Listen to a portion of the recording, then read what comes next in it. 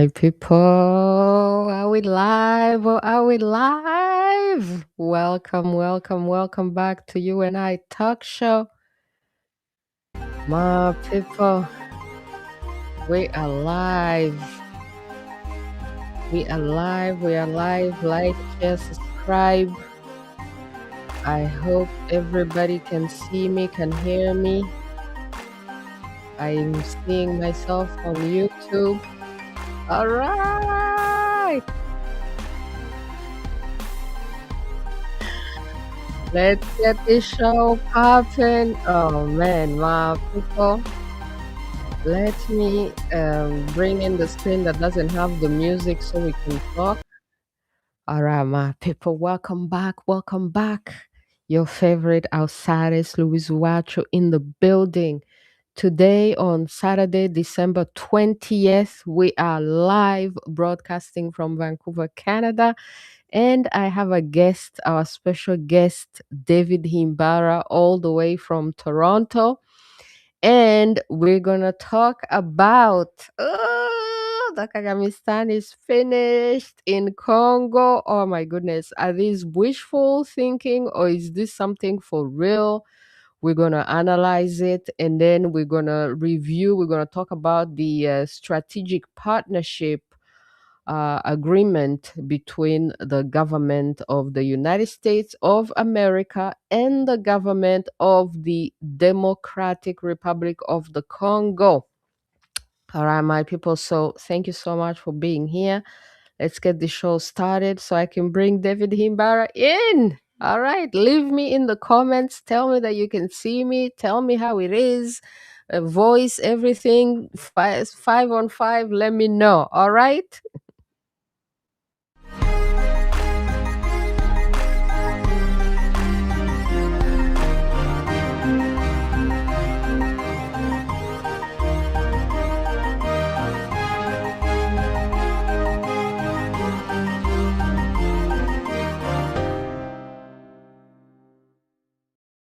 Oh, all right. So let's bring David Himbara in. My people, can you see him? David Himbara, thank you for being here. If you could just bring the camera a little bit up so we could see you. Yeah, that is so perfect. Thank I you. wish I could see me so that I can. Oh, okay. Now I can see. Now you can see you, right? Yeah, because we have started. That is so much better. Thank you. Welcome back, David Himbara, fiance. Welcome back. Looking great. Thank you so much. I love your shades, you know. I So have, classy. unfortunately, I have to hold this camera, my phone in my hand, and it's tough. Oh Have to, yeah. I have to hold it high, which is not I hear easy. you. I hear you. I hear you. Well, I hope you're gonna be able to to hold it all the way to the end. Oh my goodness. I hope you're gonna be able to hold it to the end. This is why we have, tripods are a better system. Uh-huh. Let's end the music. Who put the music on again? All right, my people. Oh, I see some people in the comment in the chat. Anna Mahano, welcome, welcome, welcome. Imbara, you are loved, you are loved. They're saying that they're so happy to see you again here on You and I Talk Show. That is so much better. Thank you. We are doing so great. So, David Himbara, how are you doing?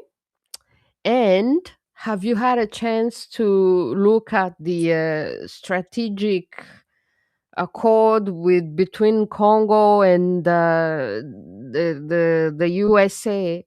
And do you think that the Kagamistan is finished? My goodness. Yes. Can you see me okay now? I can see you perfect. This is perfect. Yeah, because where I see now, the word recording is in my face, so I can't see. Oh, okay. Yeah, no, it's showing fine. Okay, great. Okay, very good. Yeah, Mm. I'm ready for you. Uh, Mm-hmm. the Kagamistan and the DRC is over. Game over. Case closed. Finito. Ah, for Finally, real? For real? for real. I'm Oh, going to take you through. okay. Please, please take us through so that people know that it's not wishful thinking. Like, how exactly is he finished? Wow, I wish I could see me. The word recording is in my face, so I can't see Okay, me. let me bring your image a little bit down so then the recording is not with. Ah, that's perfect. Mm-hmm. Okay, now I can see me. Okay, Yes. so I'm going to take you through. Mm-hmm. In a particular, I show you the four parts of the agreements, Uh-huh. of the agreement, Mm-hmm. that make it crystal clear that Rwanda's terror, plunder, and violence that has led to the death of up to 10 million people since 1996, it's game over. It's been long, but it's finished. Okay. So what are the four reasons we say this is game over? Mm-hmm. Let me begin with the one I'm sure you want to hear. Mm-hmm. How will they keep Kagame and his proxy army M23 out of Congo and make sure that he doesn't return? There, we are talking about what is called the Security and Defense Cooperation. So take note of that. Mm-hmm. The Security and Defense Cooperation. Mm-hmm.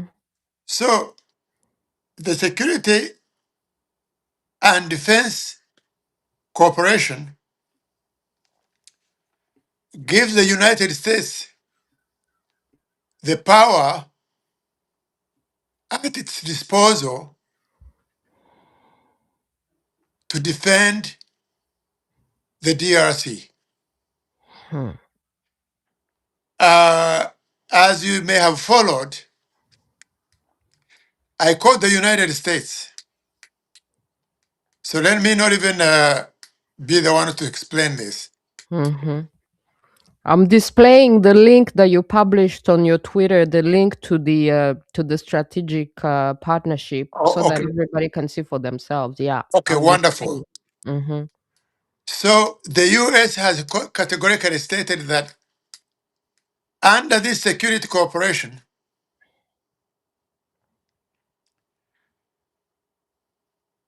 Rwanda and M23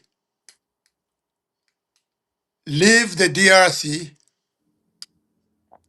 without any preconditions, and the United States will use all means it has at disposal, quote unquote, to deal with the spoilers of peace.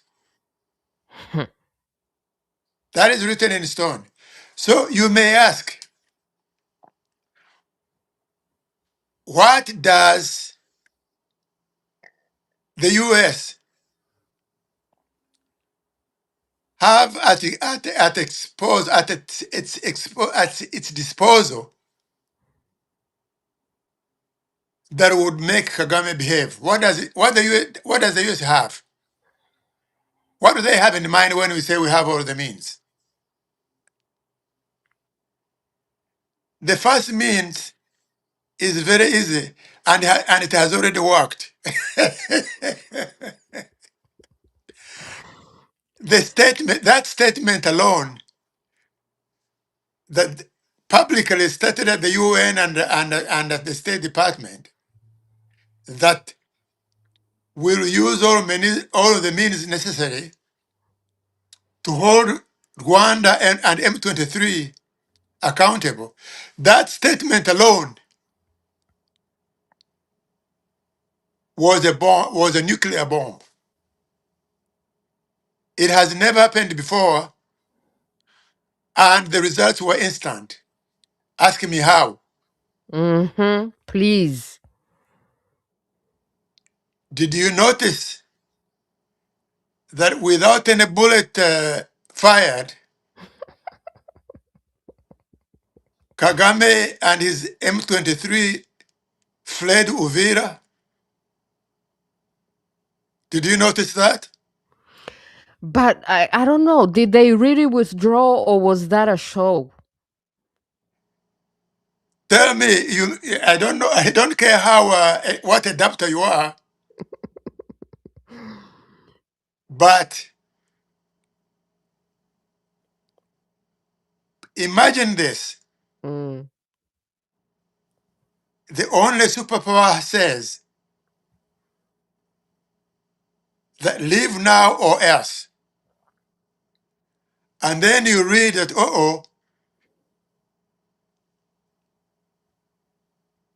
they have left Uvira, or they intend whatever, or they intend to. Why do you think that happened and not before? Because they went to the UN. It's the first time that we see an American ambassador going to the UN and talking about denouncing the Kagamistan, even going into details about how Rwanda has been involved in Congo. That is a first. But who? But UN and the US, which is more powerful? The US. There's no UN. Going to the UN is just going through the motions. Yeah. It's they have to do it. Mm-hmm. But the same statement came from Marco Rubio. Marco Rubio is the foreign minister of the USA. He says that we have the means to hold the spoilers accountable. Okay, but what other means does US have? The one you have mentioned one. It has the UN, and it's now arming and reinforcing and taking the leadership of the UNESCO, the UN force in the DRC. Its mandate has been just renewed and it's ready to go.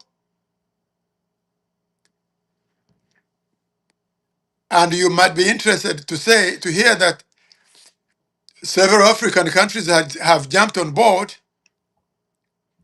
including Tanzania, including Tanzania. So the US itself, imagine it's like an elephant. The elephant itself cannot go to Congo to chase a mosquito. That is not necessary. It has other means. Okay, so that's part one Mm-hmm. of the partnership. Mm-hmm. Let's go to part two. And we have to answer this question. How does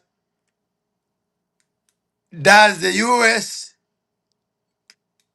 and DRC now have a specific oversight mechanism to manage the conflict, to manage the partnership beyond the paper, so that you can point to an institution that is running this partnership on a day-to-day basis, weekly basis, monthly basis, and annual basis? The answer is yes. There, we are talking about what is known as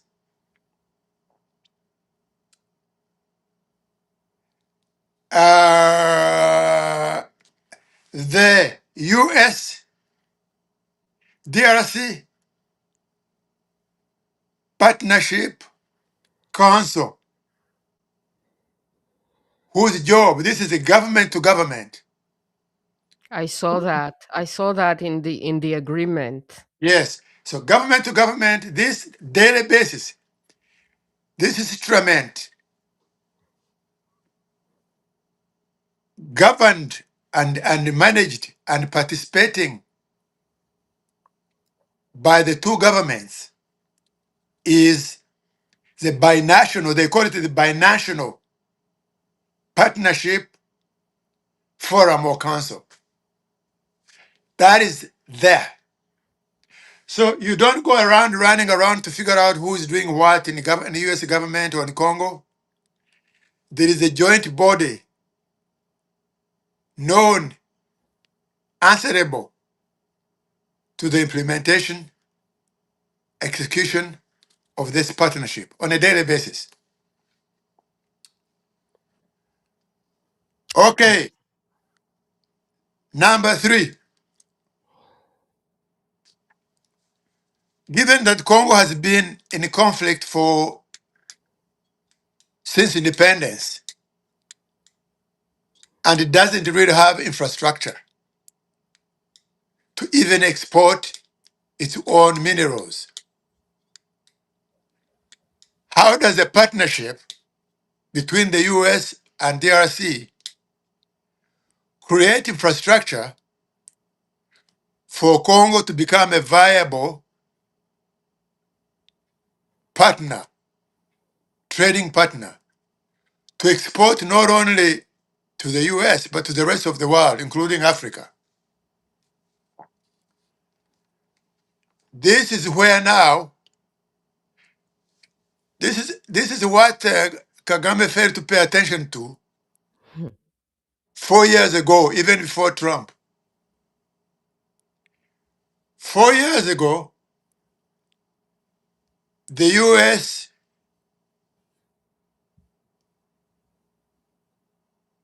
raised $4 billion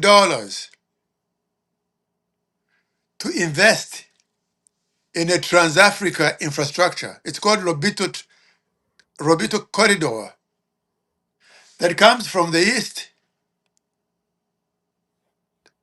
Tanzania, all the way to the east to LOBITO, Angola. It's a transport that transports all the mineral wealth that Congo needs to export. This railway line is already assisting Congo to export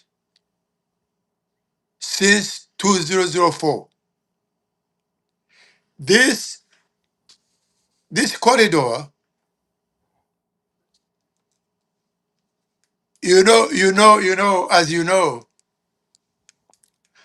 you remember in Rwanda when in Kagamistan, Kagame told us back in 2010,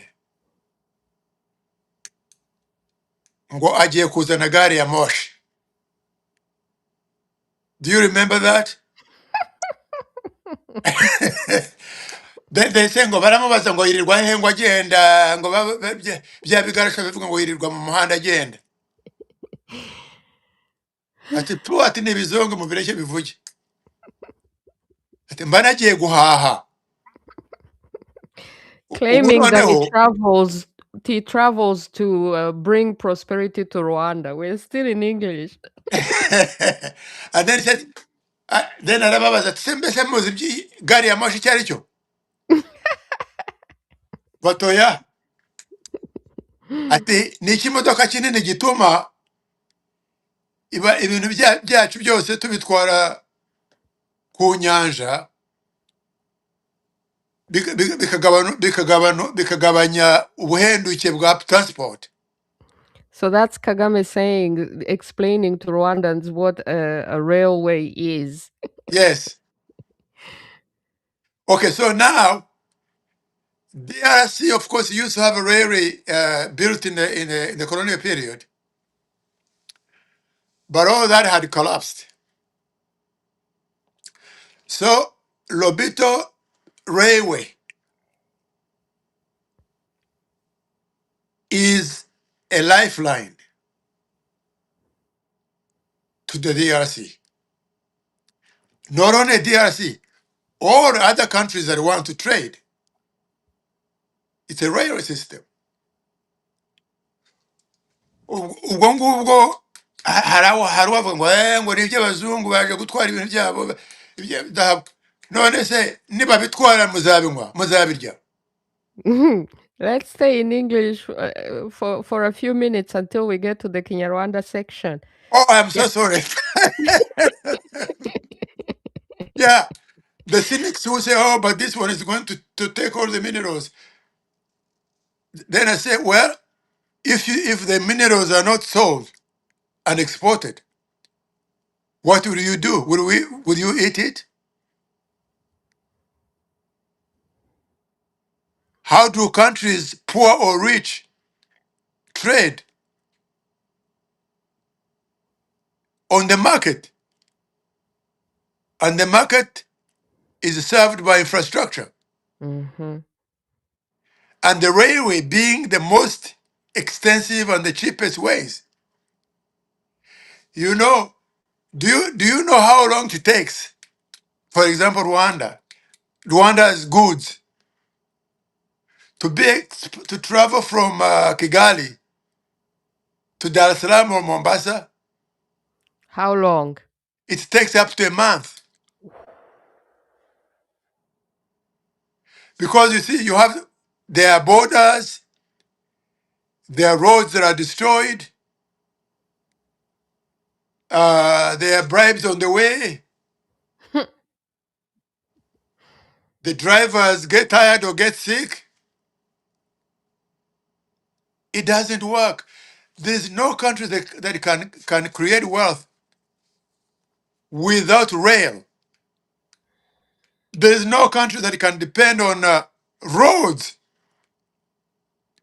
either to transport goods or passengers.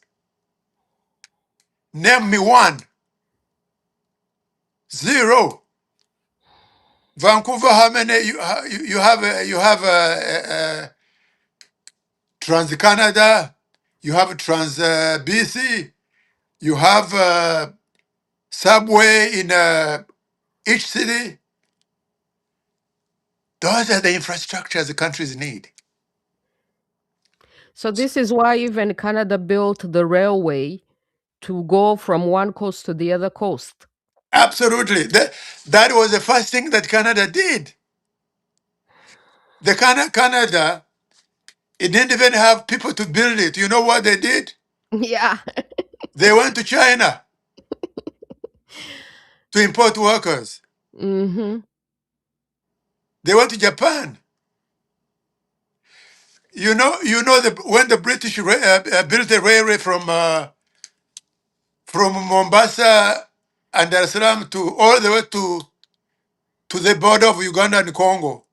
You know who they used to build it? No, who?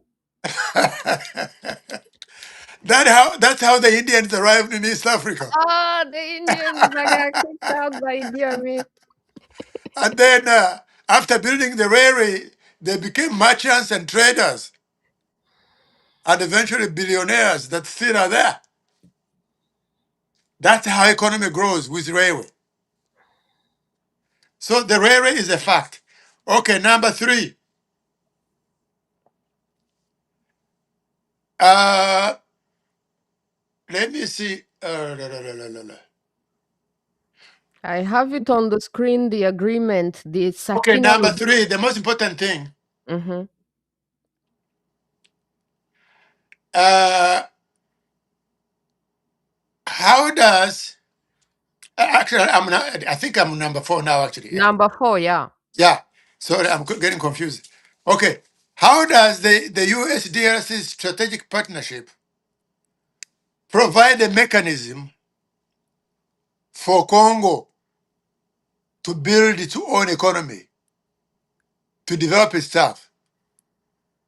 Something that wasn't there, which is important. Because you see, apart from enabling Congo to export, which will improve, of course, wealth, but also you have to help it to develop itself in other means. So guess what? Did you ever hear what is known as the INGA Dam 3? Mm. Okay. INGA Dam 3 project is going to make Congo Africa's economic powerhouse. How does it do? The INGA Dam already, 3, the US and World Bank have already powered in, as of this year, $300 million to develop the hydroelectric power dam at INGA. When it's built, after investing $1 billion, between $1 and $2 billion shortly, what difference will it do? Will it make for Congo? Listen to this.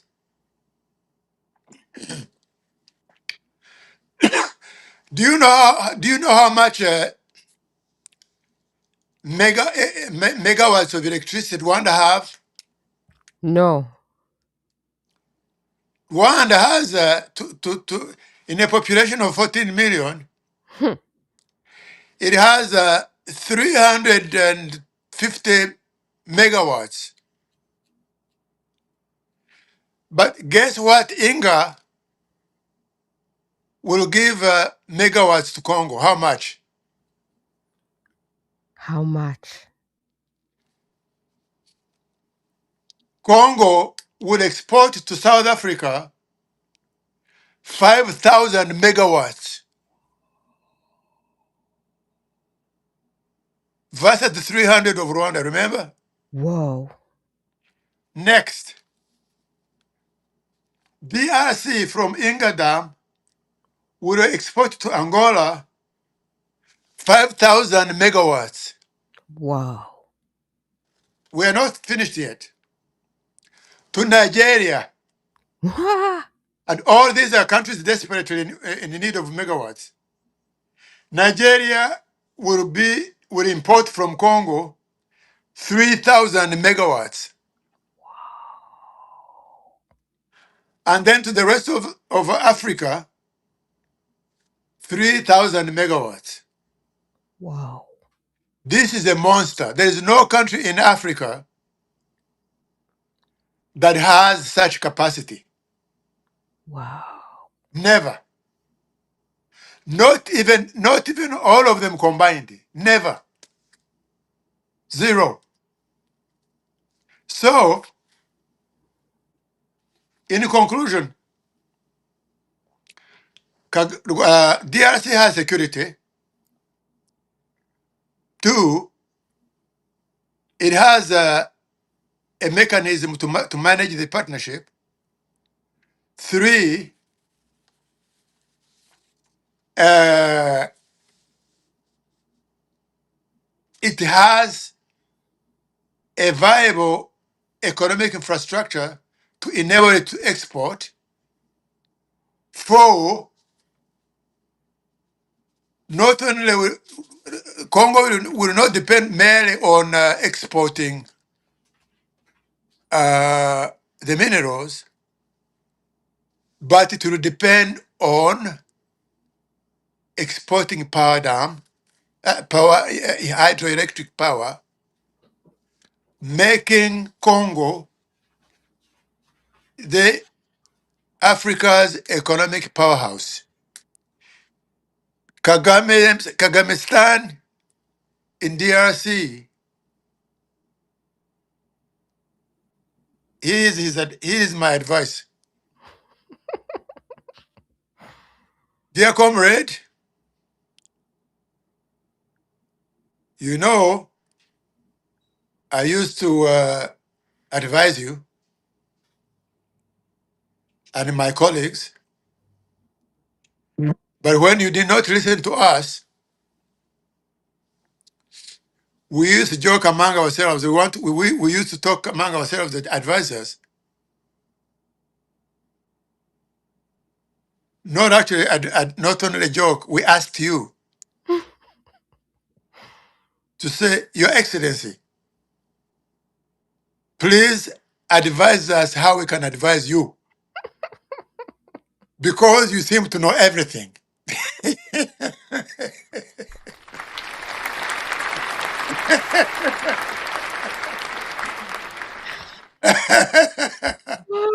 So, my dear leader, please,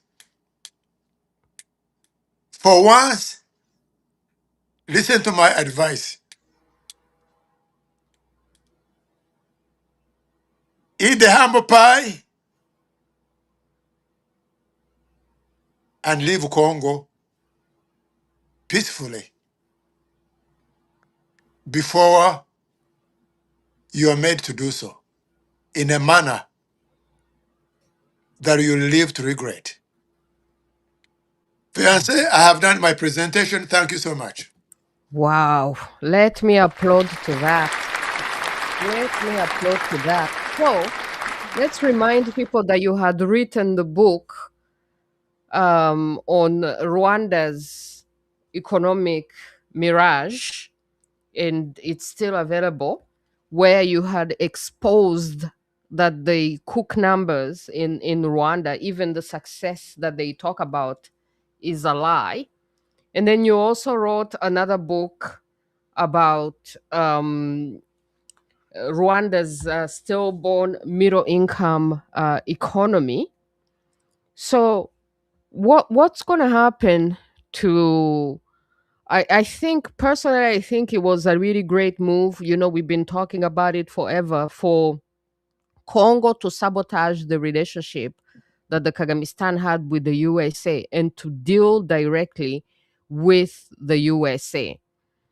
So, what's going to happen to the Kagamistan? Is he gonna, if his economic success was already a scam, then what's going to happen? Does he have any choice to like, can he actually leave Congo, you know? By the way, Fiancé, you always interview me in Mm. winter. And because it's winter and it's cold, and I have to wear these things, I'm always rubbing my nose. And of course, what the Rwandans do, they'll say that I had just smoked ganja.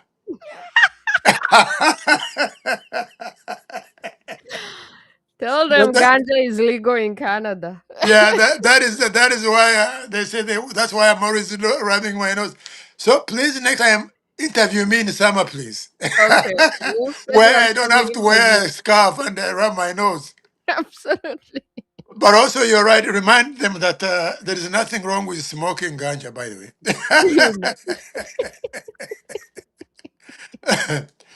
Okay, so to answer your question, no, that question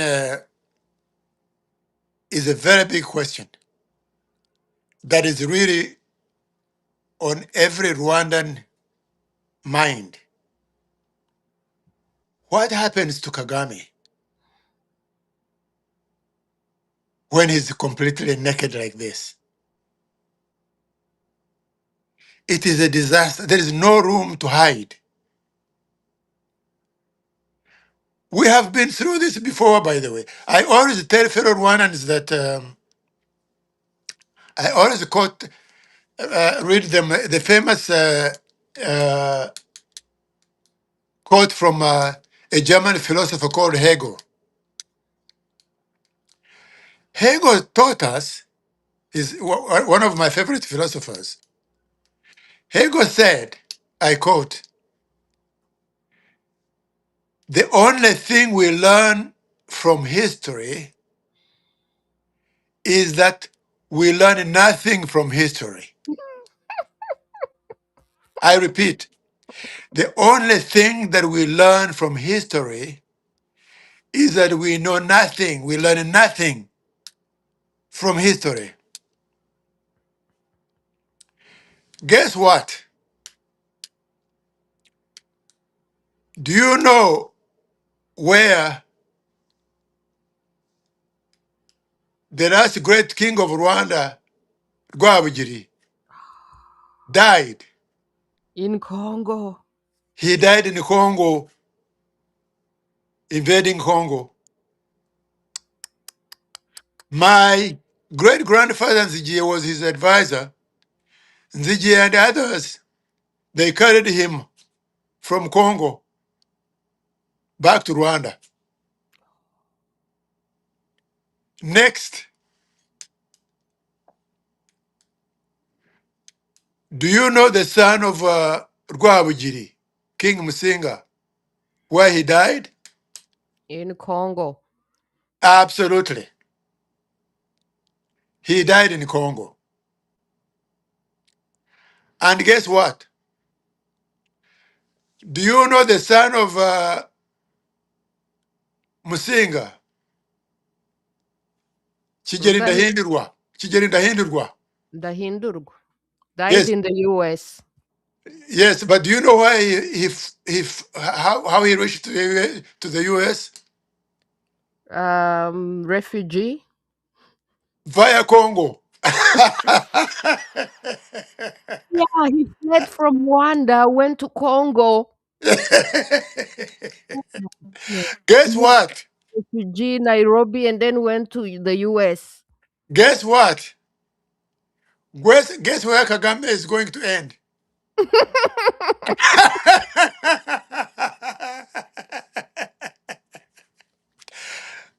My dear sister or fiance, game over.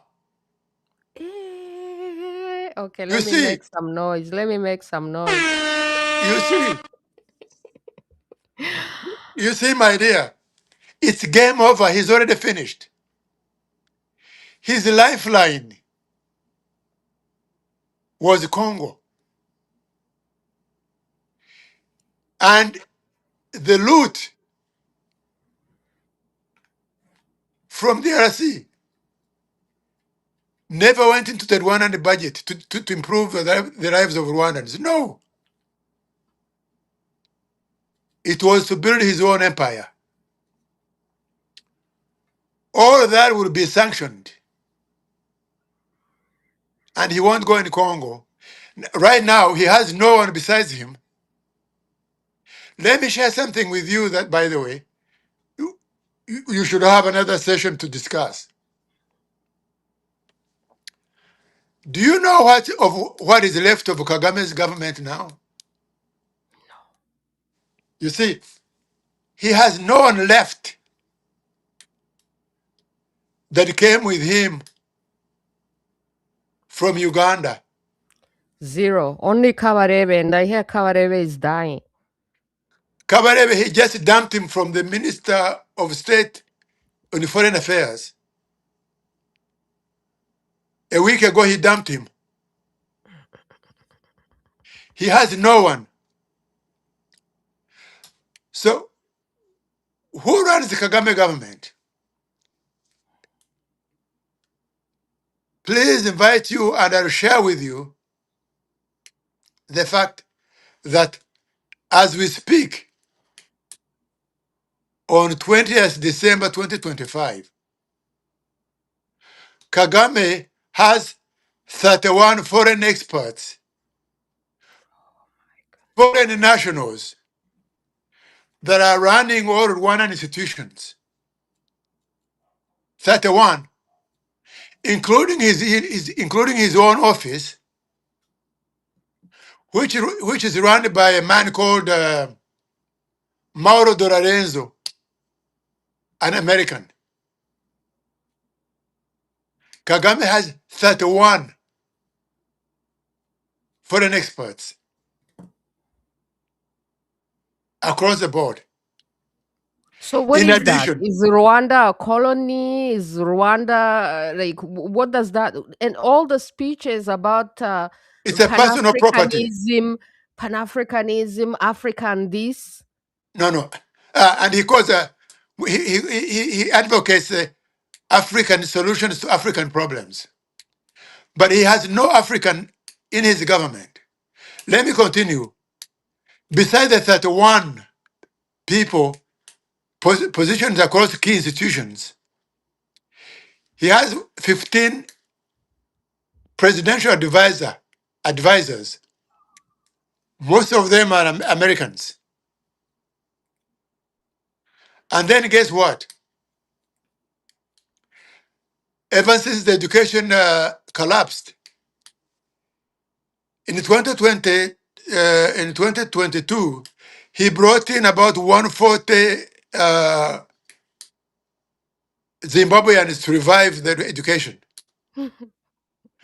As of December now, today, another 160 Zimbabweans arrived. So running Rwanda's education system, you have 307 Zimbabweans. All so Kagame looks at all this, and then, and here is the joke of all. Guess what? What looks like his government is complete, it's all Hutu. Period. Let me ask you this: who is the prime minister? Tutsi or Hutu? A Hutu guy from the exile. He went from the Just, RNC just to the answer, just government. answer. Hutu, Tutsi, I hear he's a Hutu. Hutu. Who is the minister of foreign affairs? Viruta. Nope. Mm. Nduhungirehe, Oh! the one who used to run FDLR. A Hutu. Okay, who is the minister of defense? Tutsi or Hutu? I have no idea. Hutu. Who is the chief? Who's the chief justice? Hutu. The only Tutsi Kagame have now near him is his wife and children.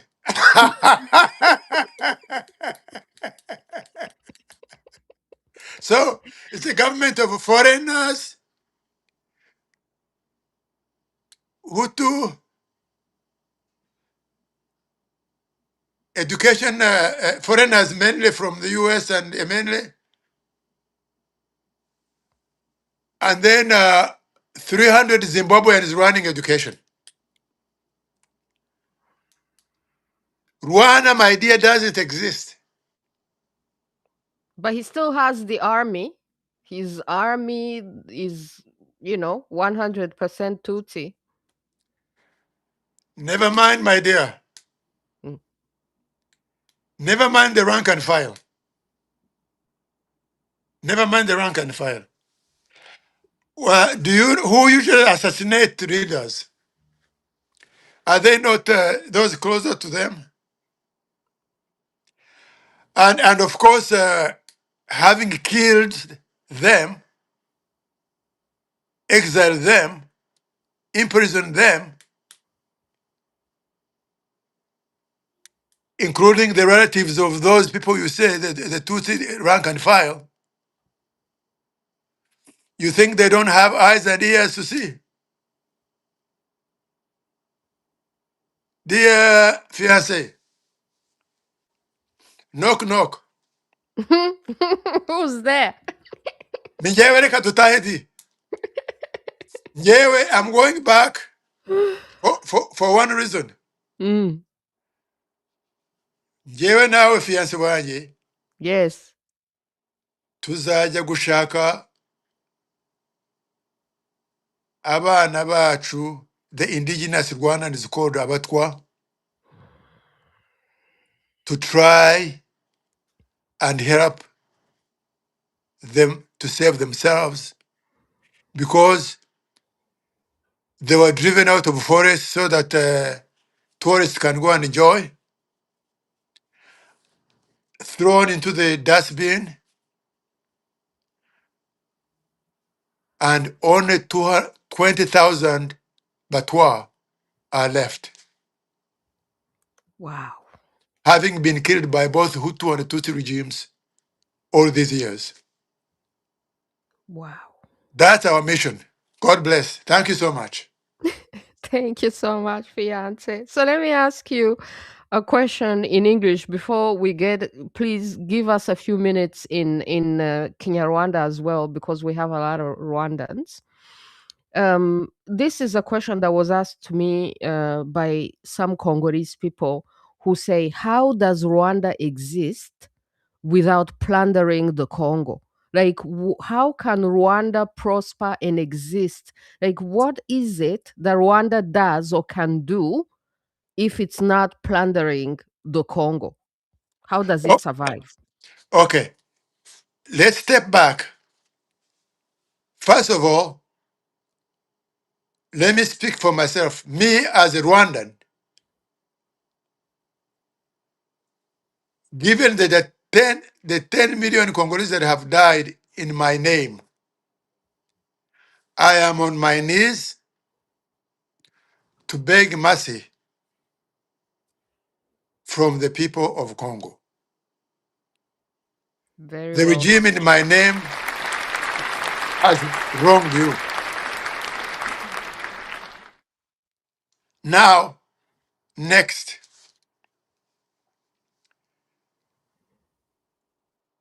in the period after Kagame,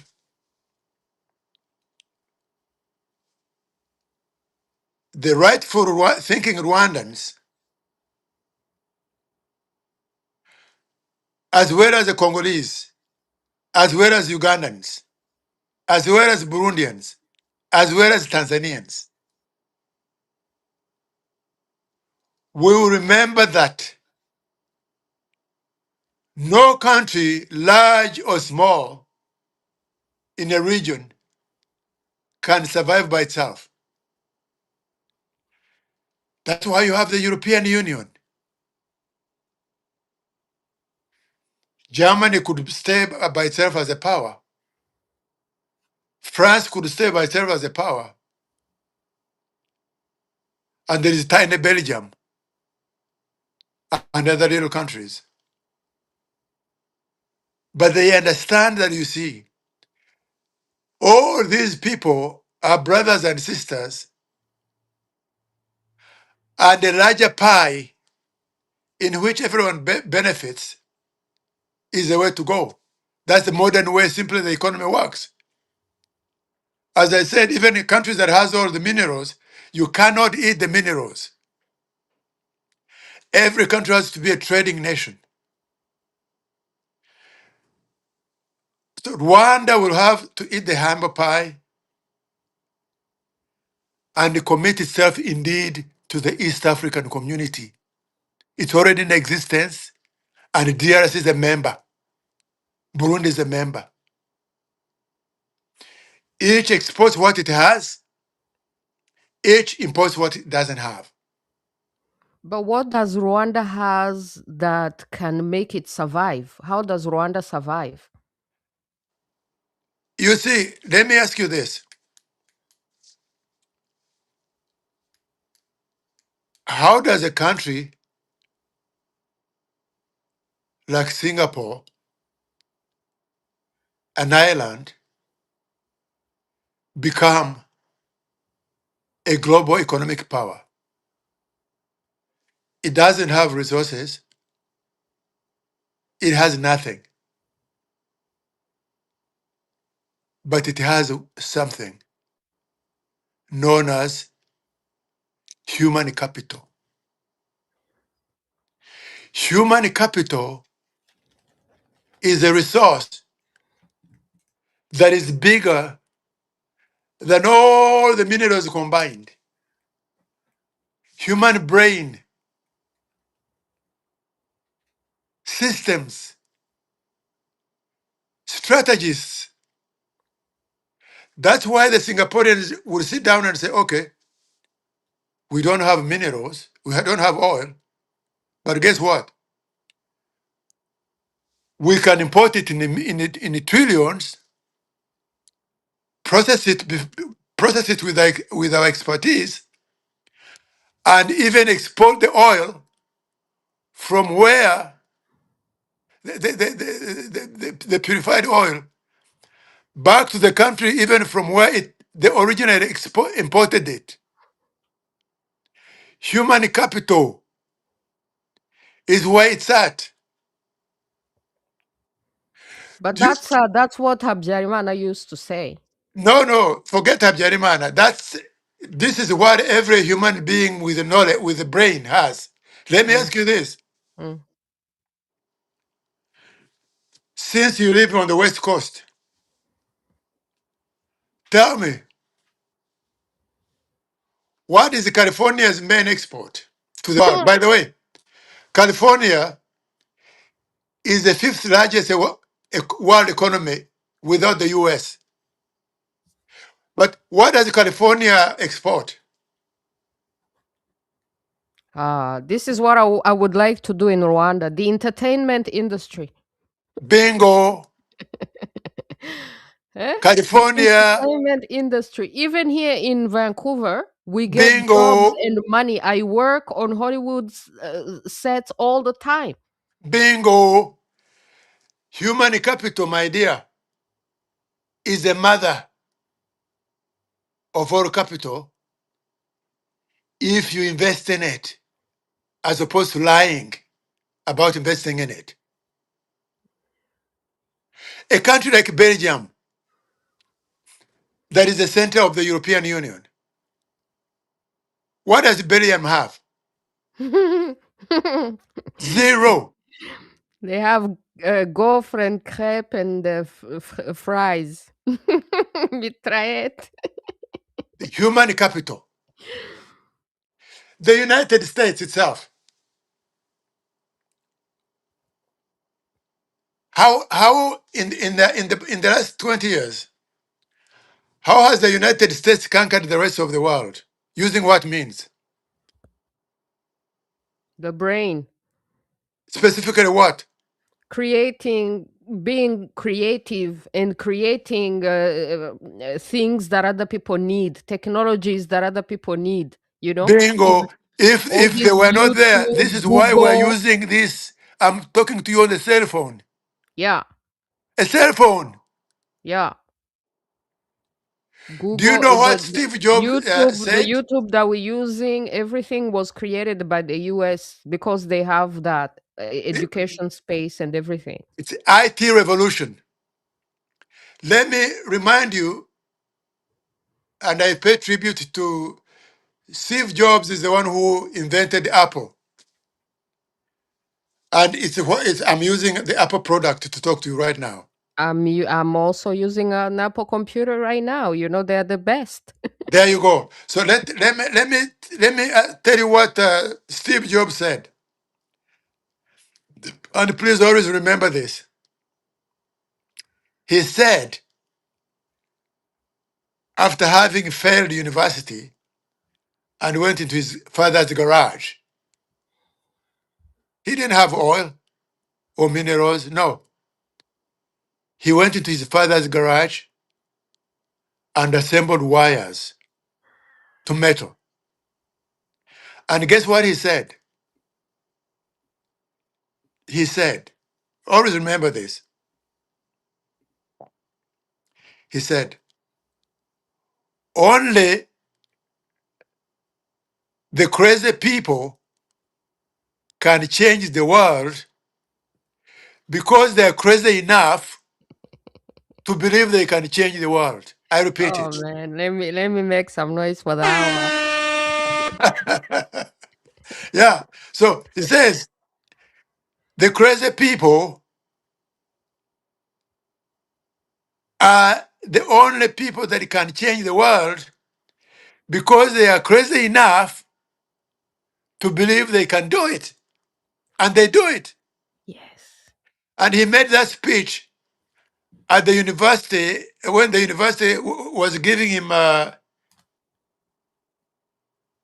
honorary degree, the university from which he had fled, from which he had dropped out. So, dear fiance, and my Congolese brother or sister who asked that question, the world is not, it's not minerals. We don't know. The world is knowledge. You can have all the minerals, and if you don't have the knowledge to organize, you'll die in poverty. If you don't have democratic institutions to hold leaders, dictators accountable, you will die in poverty. Speaking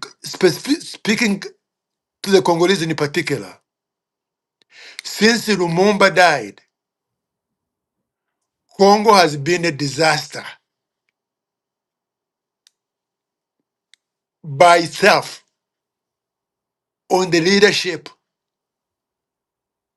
that has led it. Mobutu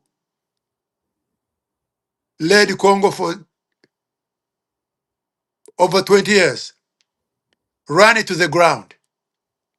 Let me give you a joke. Uh, Mobutu went to the World Bank to say that the World Bank, please give us a loan of $5 billion. We need to fix our broken infrastructure.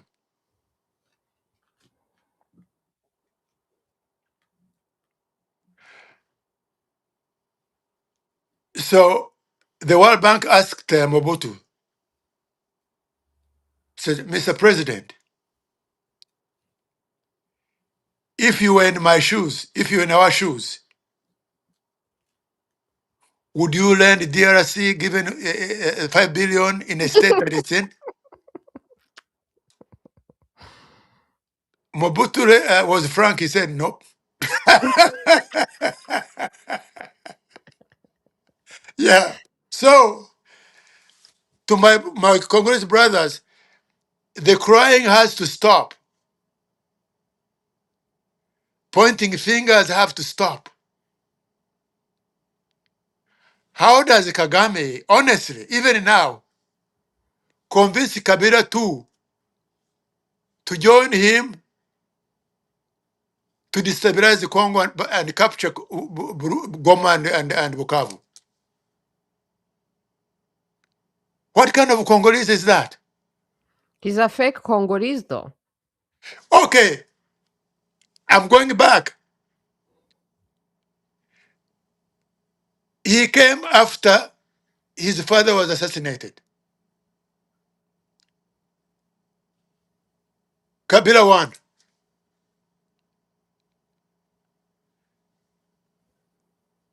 Kabila won. K replaced, was overthrown, replaced by Mobutu. When did Lumumba die? In the 60s. Congo has never had a leader since Lumumba. So, like all of us across Africa, we have to figure out how to invent new leaders.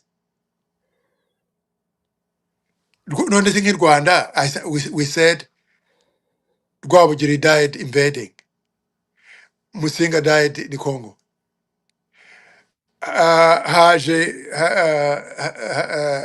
Rudahigwa died in the States. Rudahigwa died in Burundi. Oh, Belgians yeah, killed him. Rudahigwa died in Burundi, and then Kigeri Died died. in the US. Yeah. No, Haji Habjarima, Haji Kaiban. And then Kaiband. Kayibanda was killed by Habyarimana. Mm-hmm. He stabbed him to death Mm-hmm. after killing his entire government. Mm-hmm. Then Kagame killed Habyarimana. Mm-hmm. So you can see that this chain of events since 1895, it has been four over thugs for over a century. It's across Africa. Now, the in thing now is military coup. All of us, everyone, we ask, I don't know if it's a miracle.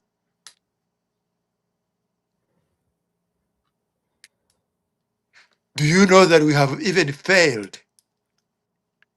Even a dictator, not even a dictator. You know, some countries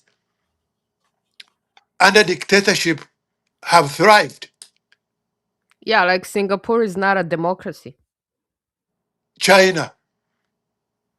Mm. I don't like how China treats its people, though. Oh, what we're talking about here, how regimes treat the people, that one, if you go to that level, I will begin right here with my Canada. The, is there worst situation that has not made the indigenous population in this country? And the liberals have been destroying this Canada as well. So anyhow,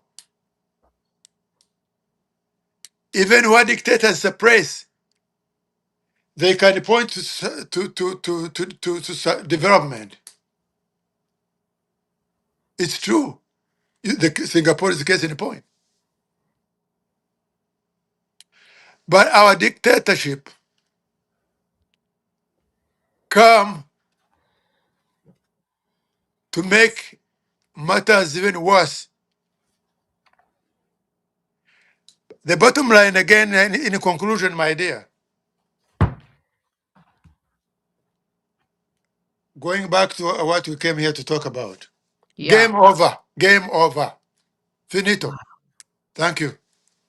Thank you, thank you, thank you so much. So before we move into KinyaRwanda, Oh, la, la. um, so do you think that the Americans are the ones who brought Kagame into power? And all these years they have been supporting him. Are they really going to throw him in the garbage? No, I think you and I have been at this question before, but Mm, I'm boiling. mm,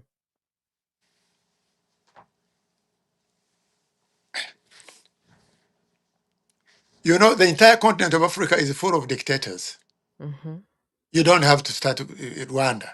They come and go. Whoever brings them is besides the point. Uh, in my own thinking, in my own humble thinking, if anyone is responsible for imposing Kagame on people of Rwanda, is Kaguta Yoweri Museveni. Ah. Okay, let me applaud for that one.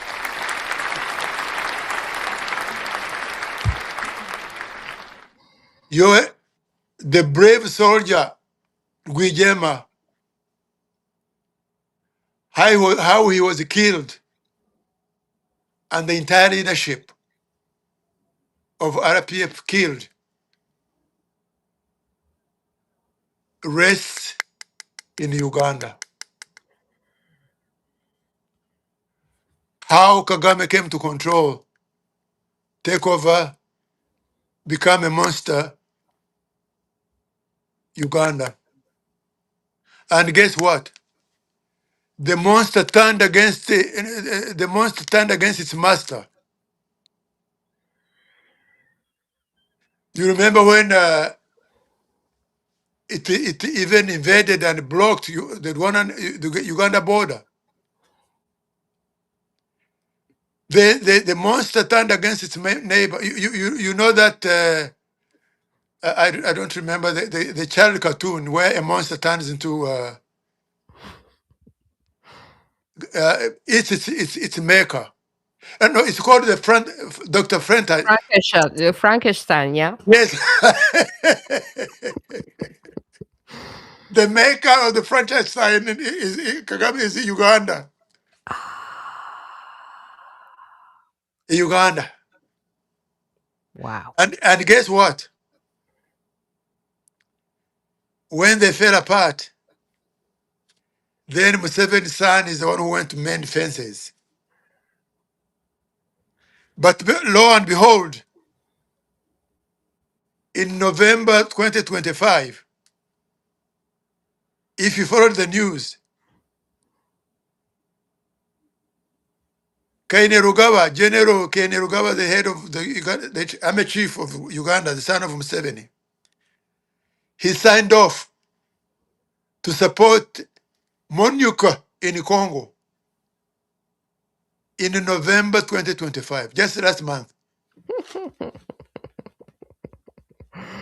So I don't know between the monsters who is eating who.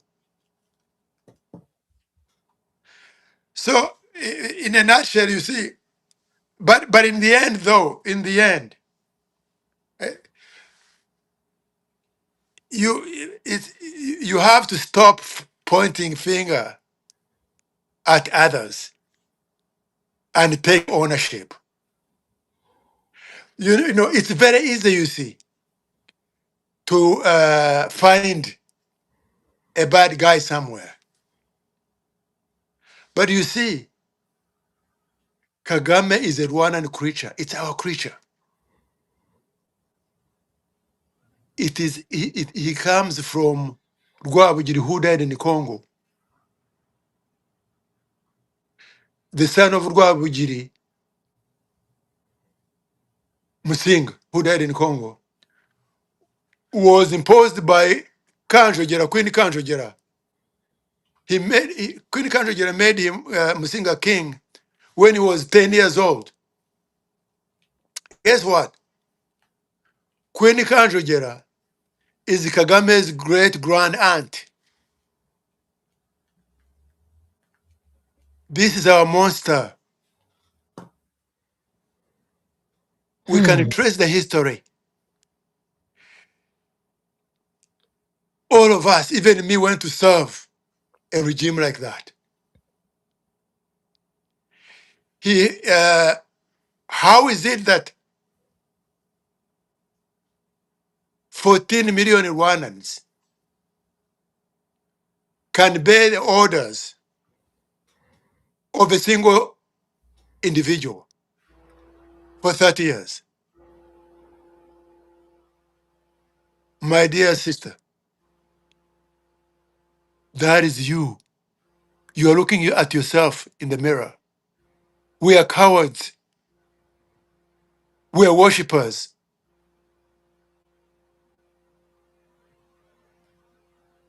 Ibi ngibi nitwe twabibyaye tugomba kubirigata. Don't go hunting for Americans or whoever. Absolutely. There will be other, of course, Americans and whoever. They make use of whatever they have to make use of to achieve what they have to achieve. Absolutely. But the back stops here. Yeah. It's you, it's me. Yeah. Finished. Thank you so much. On that note, let's just go into KinyaRwanda for a few seconds.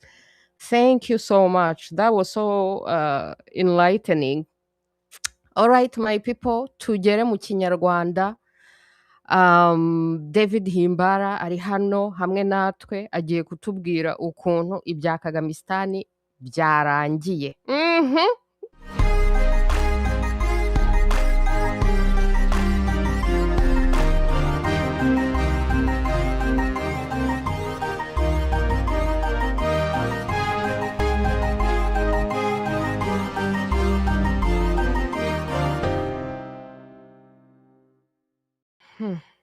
My people, thank you. Murakoze.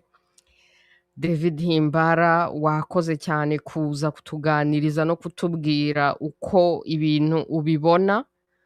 Turi live uyu munsi ku wa gatandatu ku itariki ya 20 z'Ukuboza 2025. Ejo muri rediffusion mu Kinyarwanda gusa, ubwo tuzaba turi ku itariki ya 21. Urimo uratubwira ukuntu ibya Uncle Kaga wa Kagamistan byarangiye muri Kongo kubera aya masezerano mashyashya no kubera diplomasi ya Kongo yamenye guca inyuma Kagamistan ikagenda kugirana diri n'Abanyamerika. Hanyuma rero David Himbara wari umaze kutubwira iby'uko nyine byarangiye, watubwiye n'impamvu byarangiye ugendeye kuri aya masezerano. Hanyuma se duhereye aho twari tugeze mu Cyongereza, ibi bintu by'uko Kagame ari uwacu, ibyayi mu Kinyarwanda ngo ubyaye ikiboze ngo arakirigata. Hanyuma n'ibyo twavuze kuri Steve Jobs avuga ngo abantu bari crazy nibo bazahindura isi. Urabona ibyo byanshimishije kuko ngewe banyise crazy inshuro nyinshi. Abanyarwanda babona umuntu avuga ukuri, avuga ibiriho, bakamwita ngo ni umusazi. Nawe bakwita umusazi, babona wandika uvuga ibintu biri intellectual, bagatangira ngo ngo urumogi ngo ibiki n'ibiki. None wowe ubona Abanyarwanda ikibazo cyabo ni ikihe? Ni iyihe mpamvu? Bizagenda gute? Abanyarwanda ubona ari nk'iki cyabavura ku buryo bahinduka abantu bazima? Umuyobozi abaye mubi bagatinyuka bakabivuga, hanyuma ntibatwita abasazi ngo kuko twebwe tubona umuyobozi ari mubi tukabivuga. none se reka dutangirire twirebe. Uyu muntu Kagame amaze ku butegetsi imyaka 30 ajeho bagenzi babo batangiranye umuryango wa RPF kugira ngo nyine ngo baze bateze igihugu imbere, bavaneho n'igitugu ubutegetsi bw'igihugu. Bose yarabamaze. Abantu bose babitangiranye, abatafunze yarabishe, abandi baratorotse. Utangiye kuri Rwigema ariwe watangiye umuryango wa RPF. Bose yarabamaze. None ubu turi miliyoni, Abanyarwanda turi miliyoni 14. Ibyo bintu bishoboka biti kugira ngo umunyarwanda umwe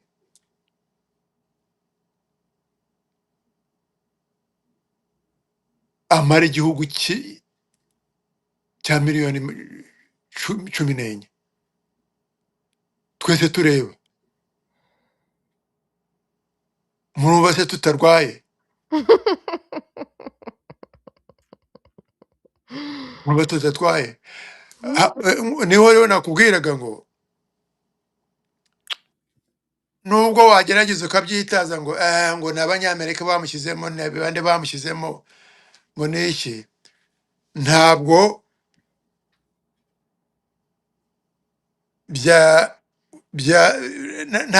ntabwo byasubiza icyo kibazo. None se turwaye iki? Indwara wayita nde?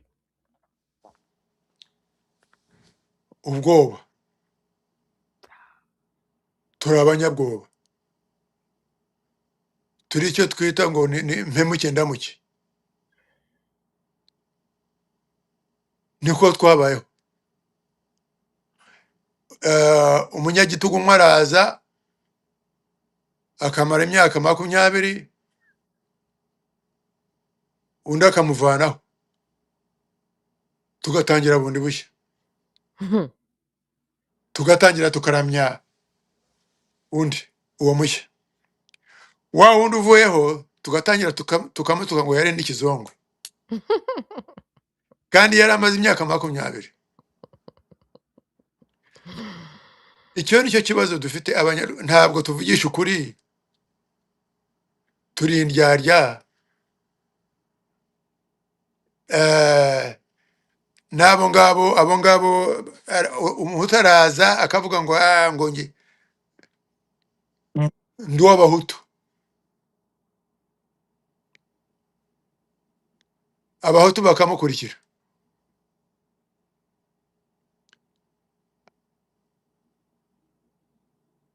bakishima. Iyo myaka amazemo avuga ngo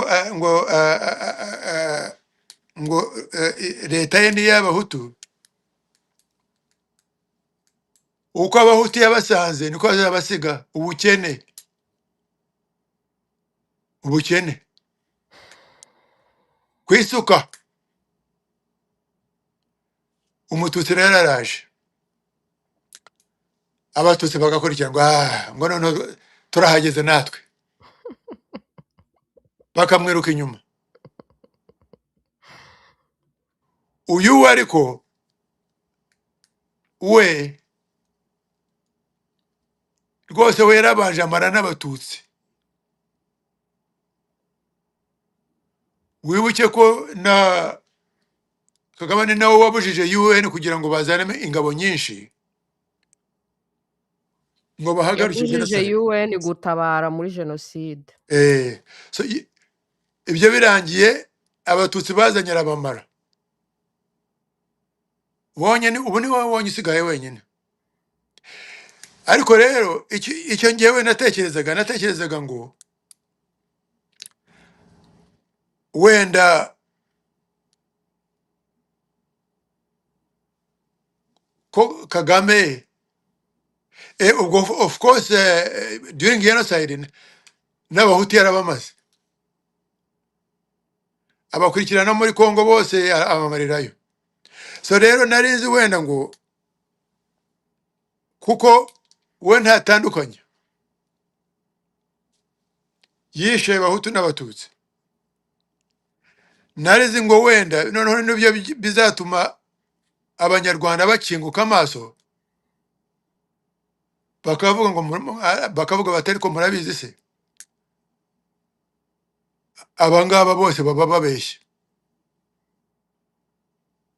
ati uyu nguyu noneho twese yaratwishe, bati noneho reka rwose dufatanye turebe umunyarwanda nk'umunyarwanda, twange ubutegetsi bw'iki gihugu. Reka da abanyarwanda wambaje ngo indwara turwaye n'iki, nge nayise uyishyire mu kinyarwanda. Indwara yacu ngo my dictator is better than yours. Uwacu niwe mwiza kurusha uwanyu. Oyaba mushyiramo dictator, umunyagitugu wacu, muzehe wacu. niwe mwiza kuruta uwanyu. Ariko wakwitegereza neza ugasanga ni ibinyoma. Uyu nguyu rwose niyo igihugu yakigize icye, Kagamistan. none se uzabibazwa ninde, uzabirangiza ninde? Twese twirebe mu ndorerwamo ni twebwe. Ariko rero nkuko twavuye mu cyongereza, mu cyongereza, iminsi ye irabarwa kuko bamurangije abanyekongo n'abanyamerika. Nyuriramo abanyarwanda ho gatoya rero ukuntu bamurangije. Kagame abanyekongo n'abanyamerika bamurangije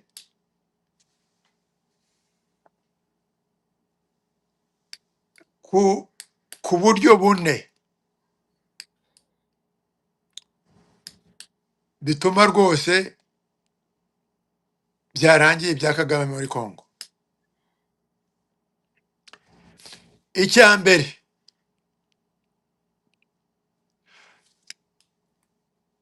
bashyizeho a mechanism mu kinyarwanda n'ikimwuka byaro. uburyo Okay, bashyizeho uburyo ko amahoro Kongo yagaruka. bwo kugarura amahoro muri Kongo. Niho rero bashyizeho ikintu bita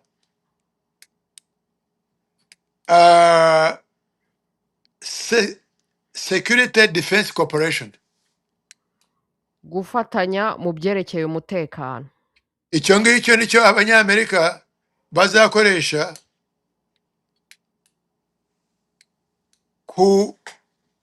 kugira ngo nta wundi muntu uzongera gukandagira muri Kongo azanye igitugu. Bazarwana nayo. Icya kabiri,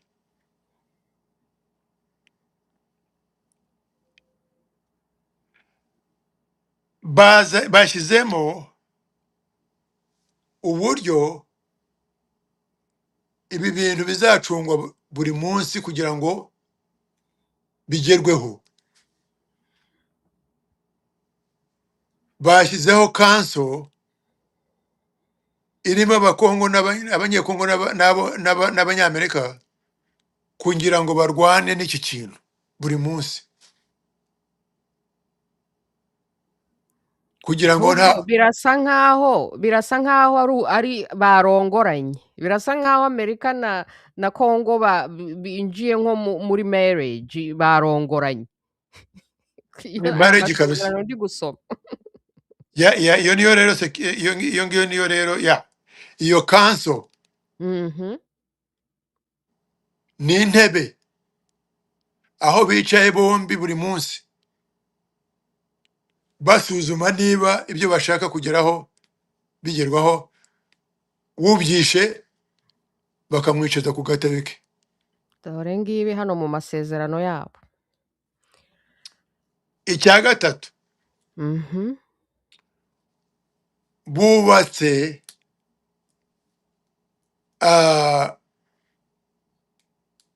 infrastructure se niki, ibikenewe, bubatse ibikenewe. Bubatse gari ya mosha iva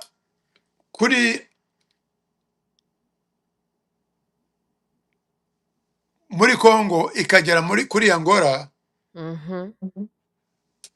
kuko ubundi Kongo ibintu byayo byose byari byarashwanyaguritse. N'ibyo kohereza hanze byarabananiraga kuko nta buryo bari bafite. None rero ubu buryo babwubatse, niho bashyizeho gari ya moshi. Abanyamerika bashyizemo biliyoni 4 yatangiye gukora umwaka ushize.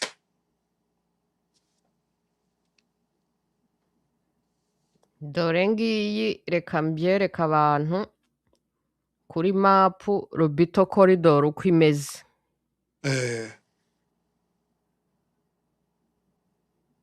Mbega irica muri Kongo ikagera ku nyanja biciye no muri Angola.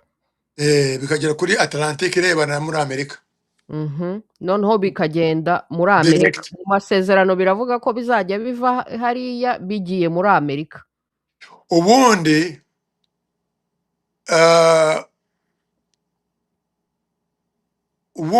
ibyari muri Kongo, infrastructure za Kongo byari byarashwanyaguritse, bagira n'ibyo babona kohereza hanze bikangirika mu nzira, ibigeze bigatwara amezi.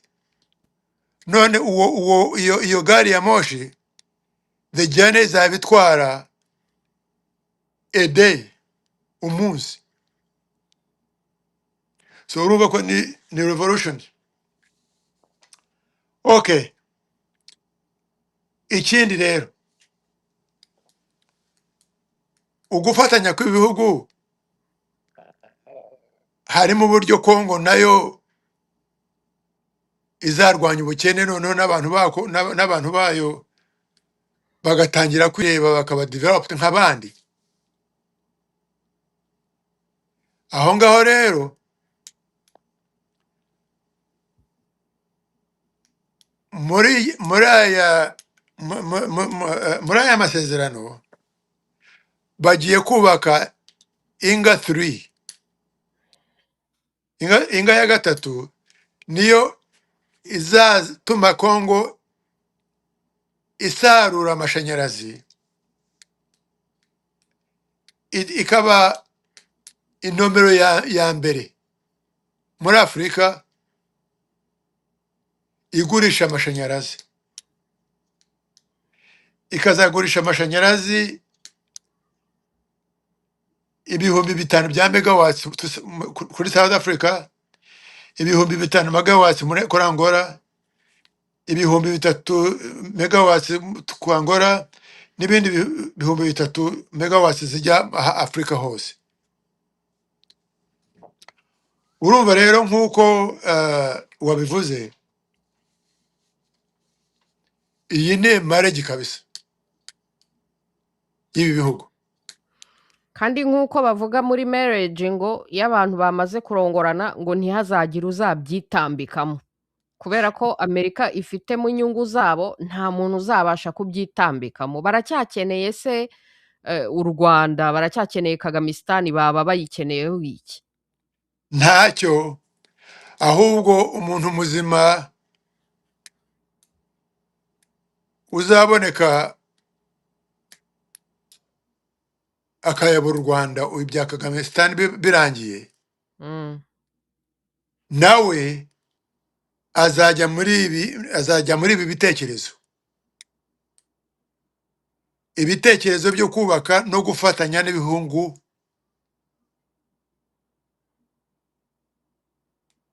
bitugose. Ni nako n'ahandi hose bimeze, nk'i Burayi no muri Asia, ibihugu byose bigomba gufatanya bose, kuko bose ntabwo baba bafite ibimwe, ahubwo aho ngaho niho igihugu gishaka ibintu cyaba expert muri byo, noneho kigatera imbere gifatanije na bagenzi babo baturi iruhande. U Rwanda nayo niyo ngiyo of course izakoresha niyo railway, kuko nta railway ihaba. Iyi railway map yayo biragaragara ko izajya, hari LOBITO corridor, hari railway ijya muri Namibia, hari ijya muri South Africa, hari ijya muri Mozambique na Dar es Salaam. Ubyo anko yari yaratubeshye ko azazana gari ya moshi mu Rwanda, iyo aza kuba yarazanye iyo gari ya moshi ntiyari guhita iba connected kuri iyi railway system. Iyo rero umuntu muzima uzaza mu Rwanda niwe uzayishyiraho. Nibyo rero ibya Kagame byarangiye, nta kindi nakongeraho.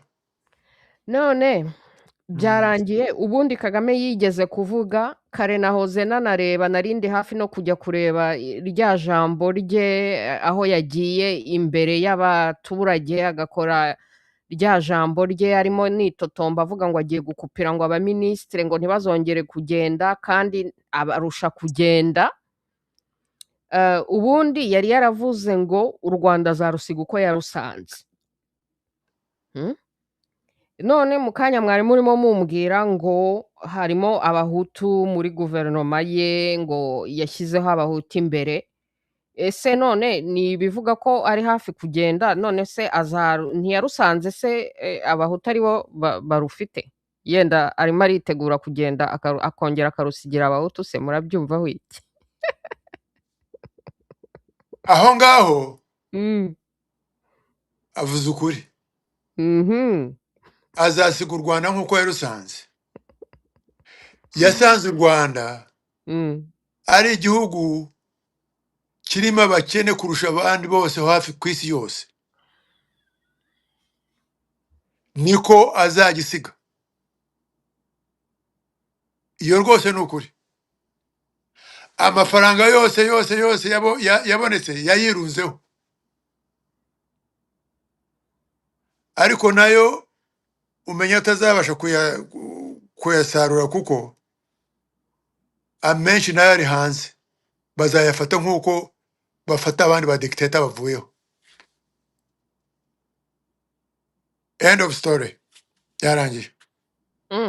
Aho ngaho havuze kuri, reka mbisubiremo. Yasanze u Rwanda rukennye kurusha hafi isi yose, niko arusize. ubundi dore aravuga abantu bakamukomera amashyi gusa. Ubundi mwavuze muti ibyo bya Kanjogera ngo ni umwuzukuru, tuvuge yenda ko ari umwuzukuru wa Kanjogera.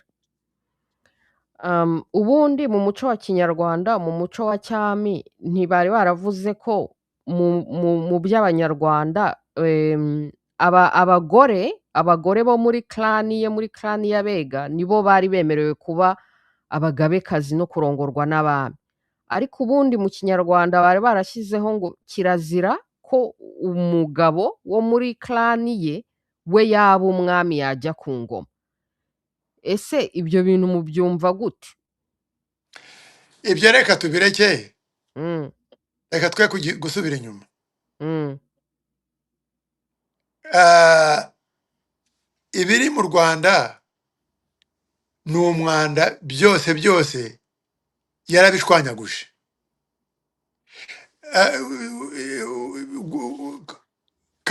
Kanjogera se siwe washyizeho umwana we, mhm, yakoze genocide, niwe wakoze genocide ya mbere mu Rwanda, yica abatutsi,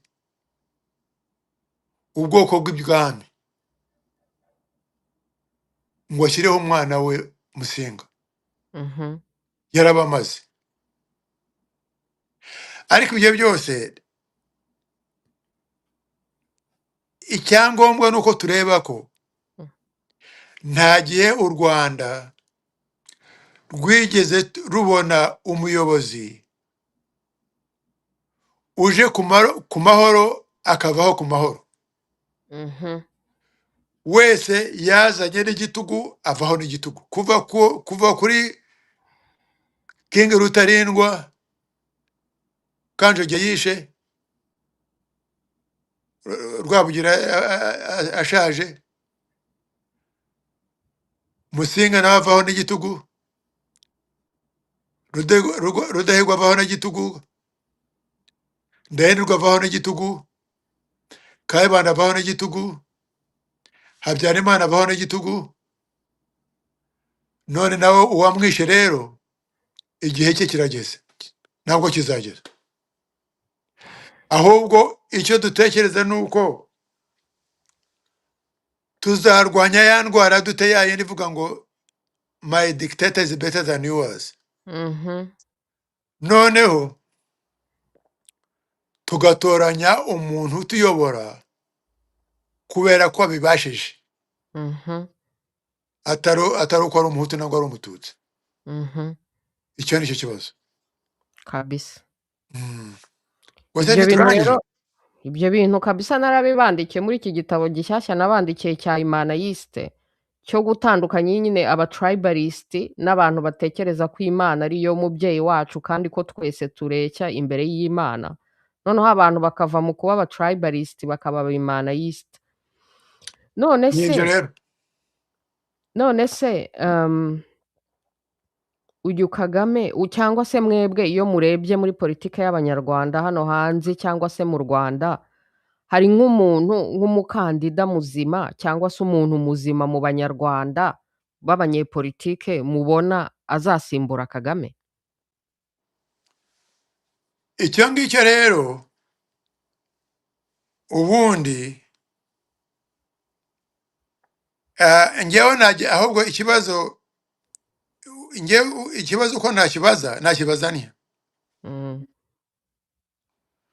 kuko mu Rwanda tubona ko leadership ari n'umuntu umwe gusa. Ntabwo ariko bimera. ahubwo twavuga tuti rwose mu Rwanda muri miliyoni 14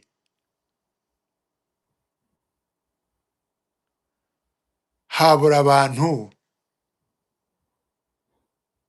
biteranya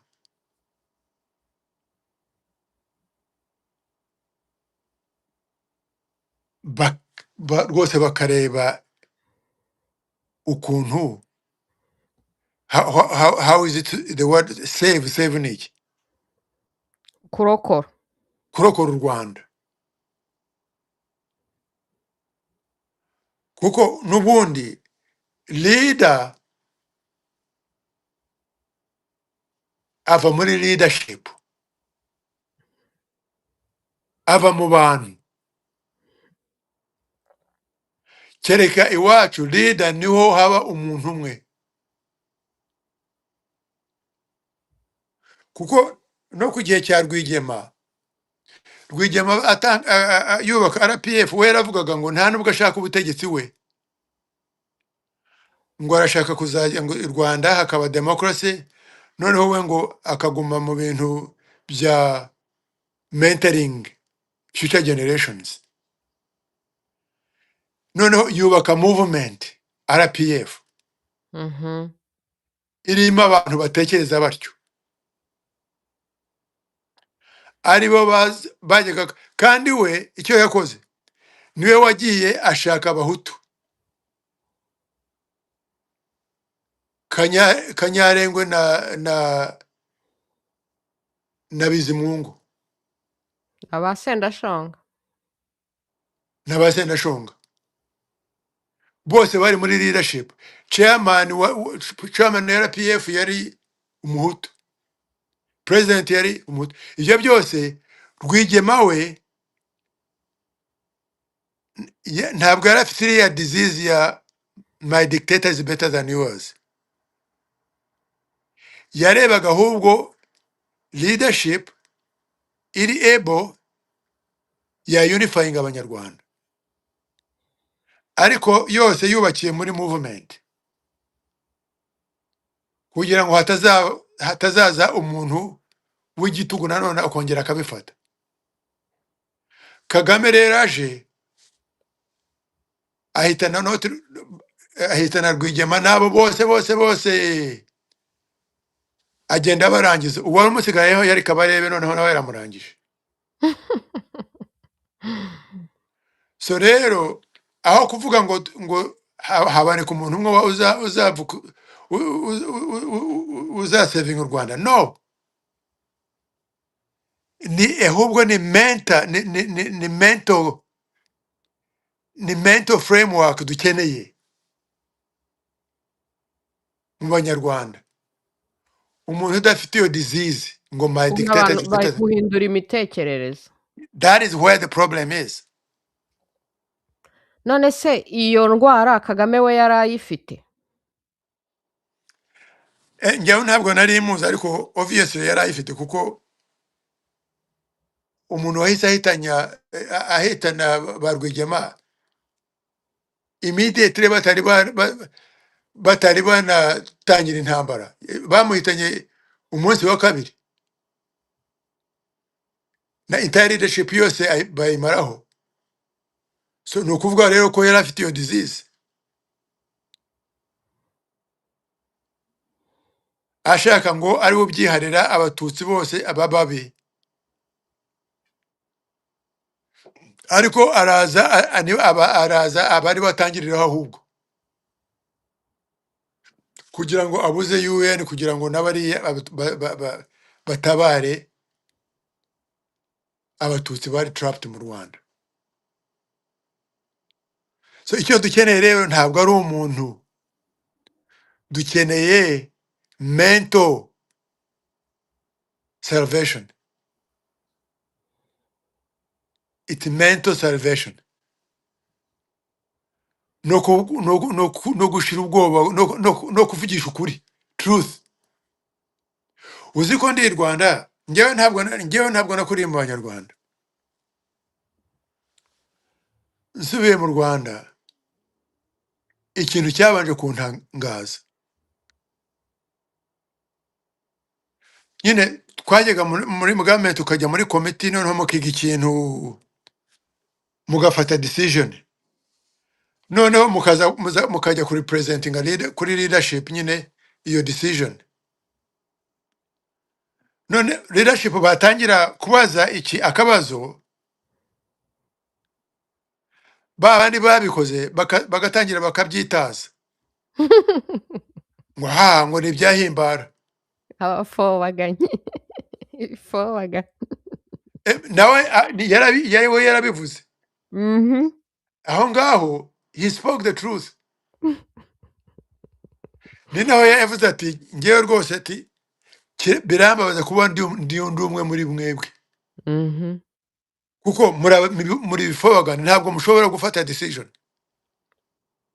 ariko se ko bamubwira akabica umuntu avuga ukuri akicwa hanyuma abanyarwanda barangiza ngo nta muntu uvuga ukuri uhari kandi umuntu avuga ukuri bakamwica cyangwa se wavuga ukuri bakatwita abasazi aho ngaho rero wikwishyiramo ahubwo aho ngaho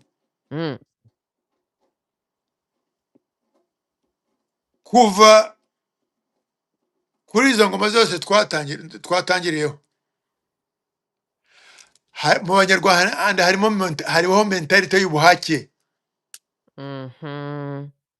yo guhemuka ngo ndamuke yo kubeshya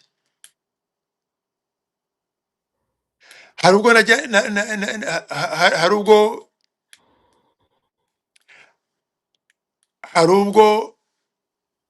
hari ibintu byambayeho bibiri mu Rwanda birantangaza pe kuko ntabwo nari narakuriye mu banyarwanda icyambere ngewe nkunda music nkina na saxophone sinzi niba naragukiniye saxophone nituzahora nzagukinira saxophone yanse ukeneye kunkinira saxophone da yes noneho rimwe hariya kuri hoteli Meridien no iriya hoteli yo mu Kigali ni hagati mu mujyi ni ihe Mirikorine Mirikorine naragiye nsanga harimo umuhungu ukina piano nziza cyane noneho nyibonye ndirukanka nzana saxophone none rwose turacuranga abantu baratangara barishima induru zirava ubwo hari kuwa gatandatu noneho kuwa mbere barampamagara mu office I can imagine ndabitekereza umuntu w'umuyobozi akajya gukina saxophone noneho barambaza bati niko sha kugira ngo ugende untere ku gasozi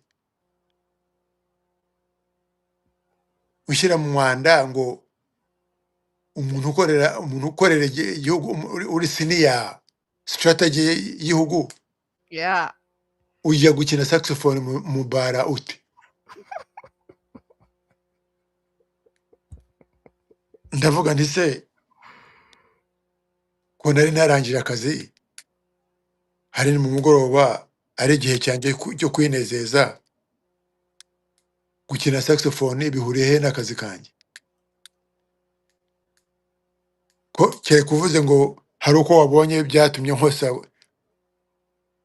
mu bindeba iyo ni incident ya mbere iyo ni incident ya mbere iya kabiri kuko ntari bize cyane nagendaga mu manama menshi noneho rimwe niruka nzamuka hariya kuri roundabout mu mujyi hari abamfotoye ngo ndiho mfite keke na ntuza na juice uri kurya mu muhanda ni kunyamuhanda. Ibyo nabyo rero byambere ikibazo ngo mbese ugenda kurya mu muhanda ute?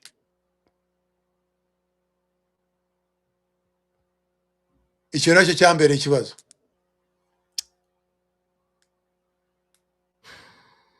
Ikindi hari ubwo ku wa gatandatu uzi ko kubera iriya byazanywe na Habyarimana byo gukora ku weekend gukora isuku umuganda umuganda,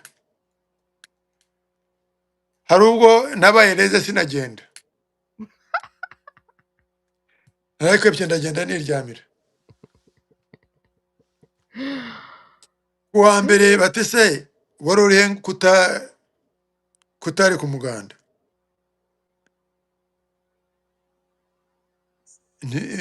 Mbese ibyo ngibyo se mwabimenye mute?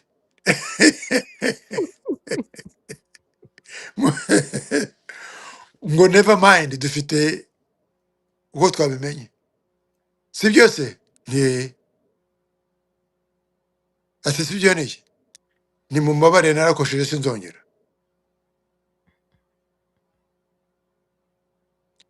So rero the problem in Rwanda ntabwo ari leader, it's leadership, it's mental capacity yacu, it's our culture yo guhakwa. Iyo guhakwa rero hazamo niyo incompetence, kugenda wihisha ibyo utazi ahubwo ugatangira ugahakwa ugapresinga the leader aho kumubwiza ukuri. Ibyo ntabwo ari twe tubifite twenyine, ariko we have our share, njye narabibonye. so urabibona nk'ubu ngubu muri Kenya bafitanye ikibazo na perezida wabo, ariko ukabona bahagurutse, ukabona aba young people bo muri Kenya, niyo mpamvu mba nambaye Kenya mbakunda cyane, ukabona baracalenjing umuperezida wabo buri munsi, ariko nibaza ko ibyo ari ibintu bizanwa no kwiga, bo barize. Absolutely. Reba nyine nka youth muri Kenya, erega no muri Uganda nubwo ari dictatorship, reba uriya Bobi Wine,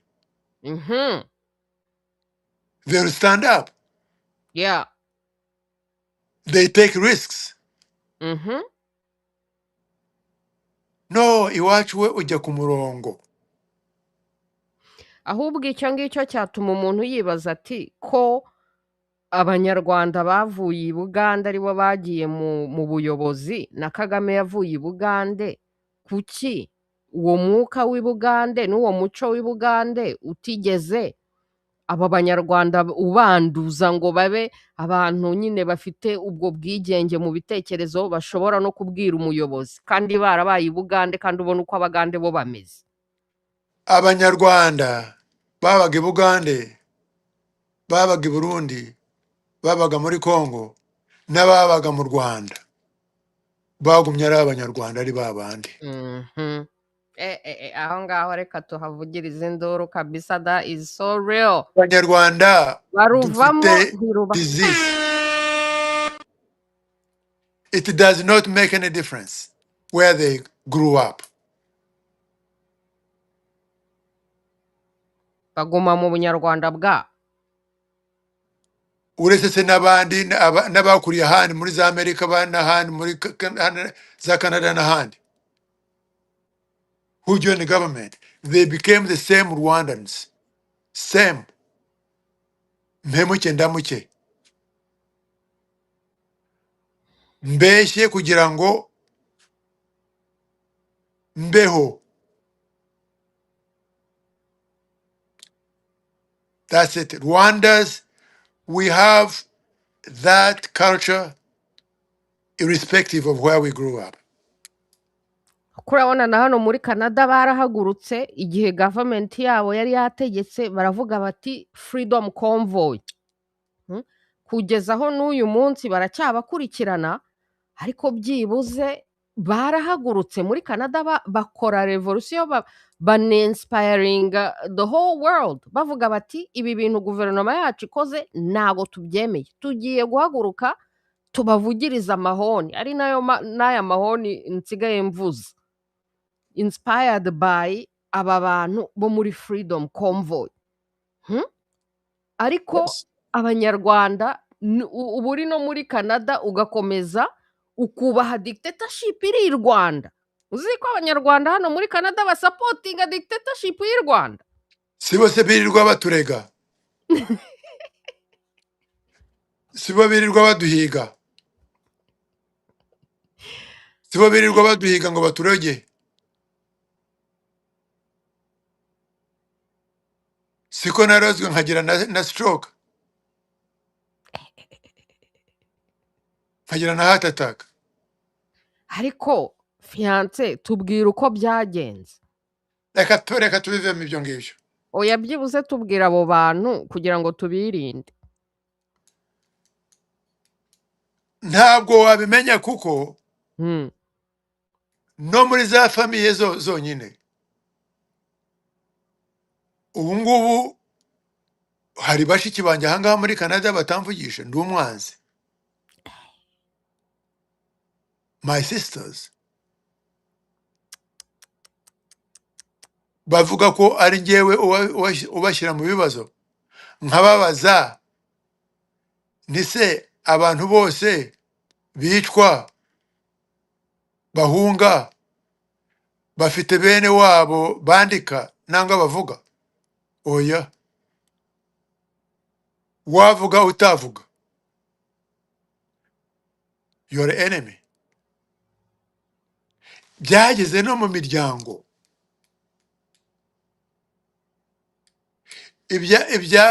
Muri Kagame byabaye so extreme kuko noneho uretse nawe utazi kugira ngo usangire na members of your family nabyo ni ikibazo,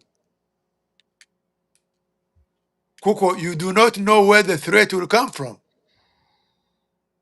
Kuko n'abantu bo mu miryango baba batekereza gutyo. Yes.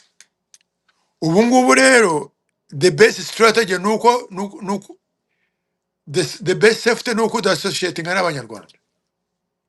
That is sad. That is sad. The divisions have gone so deep mu Rwanda.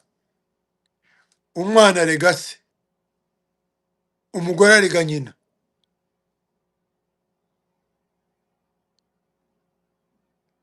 uncle reports a niece,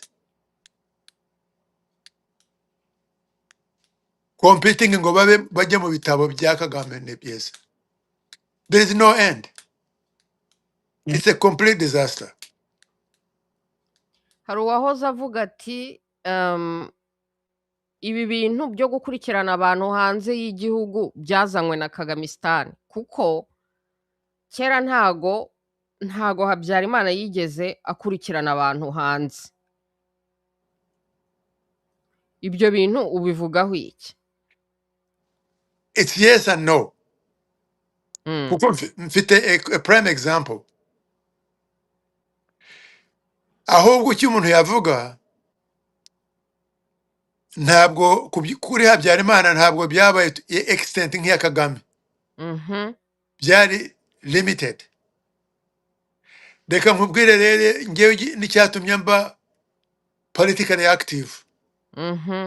Nkiri n'umwana ahangaha Canada, ndi umwana. Ndi muri high school.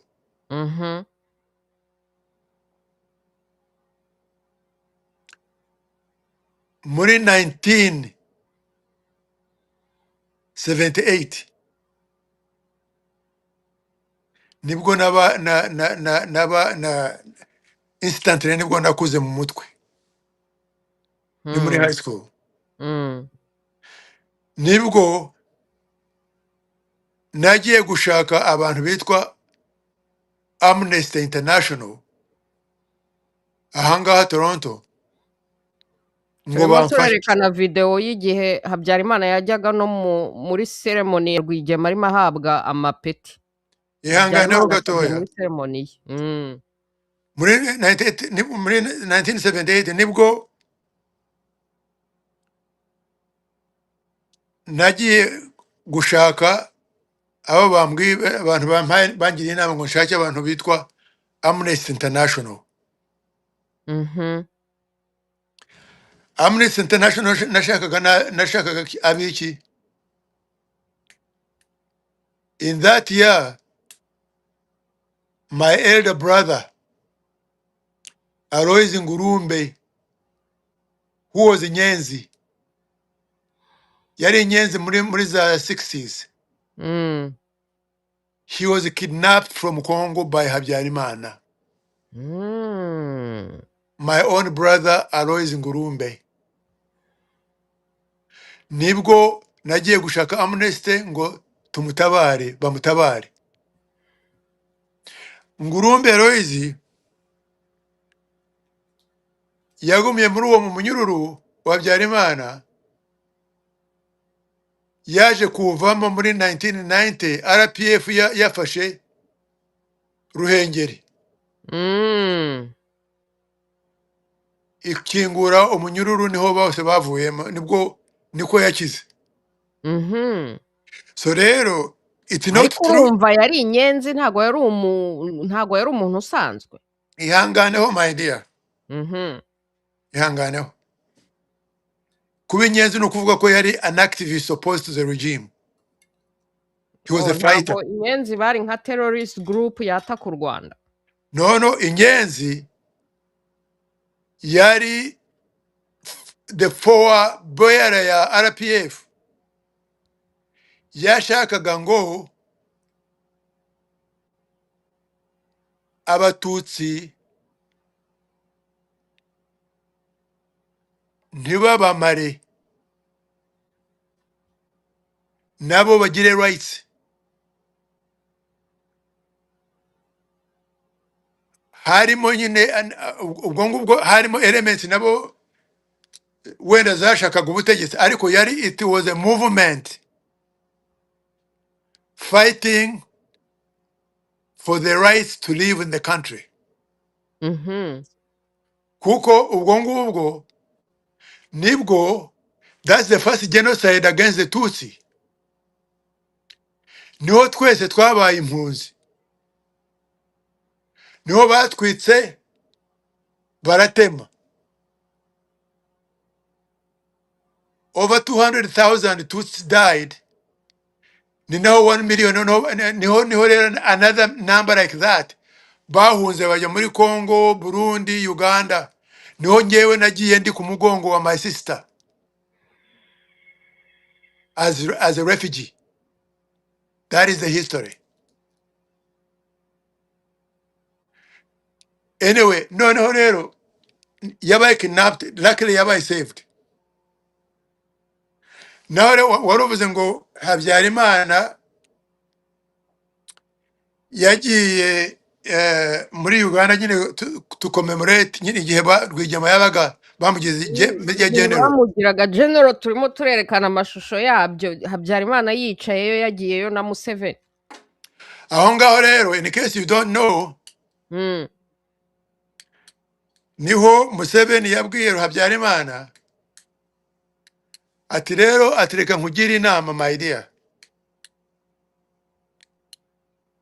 ati aba bantu nk'uyu nguyu uzi ko harimo benshi bagenzi be bari muri ibi bintu baje kudufasha, bari muri iyi military. Ati rero niba nari wowe ugenda nugera i Kigali uvuge ngo as of now all Rwandan refugees are free to return. Mhm. ati kandi nubikora utyo ndakubwiza ukuri ati abenshi ntibazaza ariko uzaba uvaye wivanyemo icyo kintu cy'ipfunwe Mhm. ati abenshi ntibazaza kuko bameze neza aho bari ati ariko nuguma wanga niko nabo bazaguma babishaka. Guess what? That's exactly what happened. That is when Rwigema and others then decided that bagomba gutaha byanze bikunze. This time not peacefully by the arms. Mhm. The rest is history. Ariko se Ariko reka turangize sose uwo kabyaro.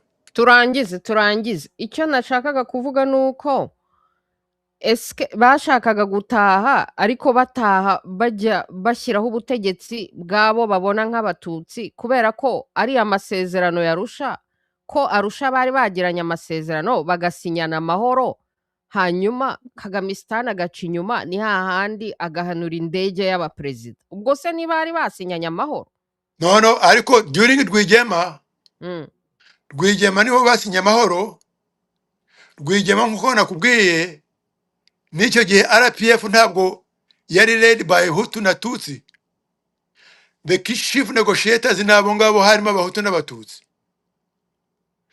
Ahubwo aho ngaho mu Rwanda niho noneho Habyarimana movement yabaye split into two. Hari abashakaga peaceful and Arusha, harimo rero na hardline batashakaga ko izo negotiation ziba implemented. Mhm. N'ubu ngubu hari debate kuko ntabwo tuzi exactly the final answer kuko hari abavuga ko n'abahanuye indege ya Habyarimana ari the Hutu hardliners. oya Who ona do- naho yanditseho igitabo byo yamaze kubyerekana ko ari Kagame wahanuye indege Okay, that is fine ariko ndakubwira within the Hutu movement Mm. ibyo ngibyo iyo usomye ibyo bintu ujye ubiha a balancing act.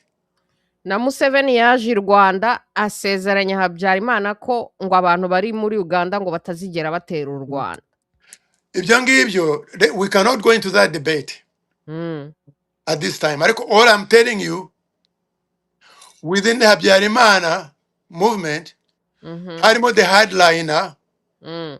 batashakaga shared power. hanyuma se within the RPF bo nta ba hardline Exactly, bavugaga erega nuko udashaka ngo mirangize. okay Na RPF naho harimo nk'abo ngabo Mhm. who did not want to share power. Mhm. And that is Kagame precisely because he killed both the Hutu and the Tutsi that was for peaceful solution. Mm. Ariko iyo debate rero uzayishakira ikindi gihe please. ndabyumva Kuko ubwo ngubwo ugiye kuvuga isolating one against the other, you are not doing justice to the debate. Mhm. Yeah, that's what we call selective debate. ndabyumva Reka rero turangize please. umwanzuro rero Yes. bya Kagame byarangiye nk'uko wabivuze kubera ko Kongo yabatsinze muri diplomasi ikaba igiranye amasezerano na Amerika hanyuma se urabona mu Rwanda hazaba kudeta Kagame bamukureho ku ngufu cyangwa se azavaho ku neza bizagenda gute Kagame ntabwo azavaho ku neza, it will never happen. Nta leader mu Rwanda wavuyeho ku neza, nabikunyuriyemo byose. Mm. From King Rwabugiri up to now, Mhm. every leader has been removed by force. It will not change. End of story. Kagame will be forced out. God bless. Thank you for having me. urakoze reka nibutse abantu ko wanditse ibitabo hari n'icya nyuma uherutse gusohora cya our man is finished sinzi niba nacyo wakereka abantu ngo nacyo bazakigure icya mbere nasomye cyari Kagame's economic mirage kiracyari kuri Amazon kivuga ukuntu ekonomi y'u Rwanda ari ibinyoma hanyuma ikindi cya kabiri twigeze nacyo gukoraho ikiganiro Rwanda's stillborn middle income economy nuko David Himbara wakoze cyane Reka nkubwire rero my last book no he mentioning by name cyitwa Rwigema built, Kagame destroyed. icyo sindakibona kirasubiza na bya bindi na bya bibazo wabazaga during the conversation. Nkuko navuze Rwigema built, Kagame destroyed. Rwigema built a movement.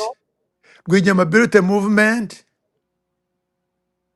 incorporating all Rwandans, HUTU and TUTSI. Kugira ngo ahe opportunity yuko habamo a shared purpose. Kagame destroyed. That is the book. Ndi kucyereka abantu kuri Amazon mbega ni nk'igitabo kivuga kiti ibyo Rwigema yubatse Kagame yarabisenye. Yes. That is my last book. Hanyuma se wabwira abantu muri makeya bashaka kukigura icyo bazungukamo? Bazungukamo iriya idea yo twaganiriyeho ko kugira ngo igihugu kijye mu mahoro kijye imbere gishaka leadership, not one man. Abayobozi. Leadership movement iri led, ably led. Itari selfish. Ireba igihugu cyose itireba gusa. Ireba igihugu cyose kandi reflecting the image y'igihugu. Kuko Rwigema, can you imagine how Rwigema managed to cross to Rwanda ngo ajye recruiting abahutu kugira ngo bariding RPF? Do you imagine? Can you imagine that? That is what you call a leader. Arababona baba mu leadership. Umwe aba chairman of RPF undi aba later on umwe aba na president.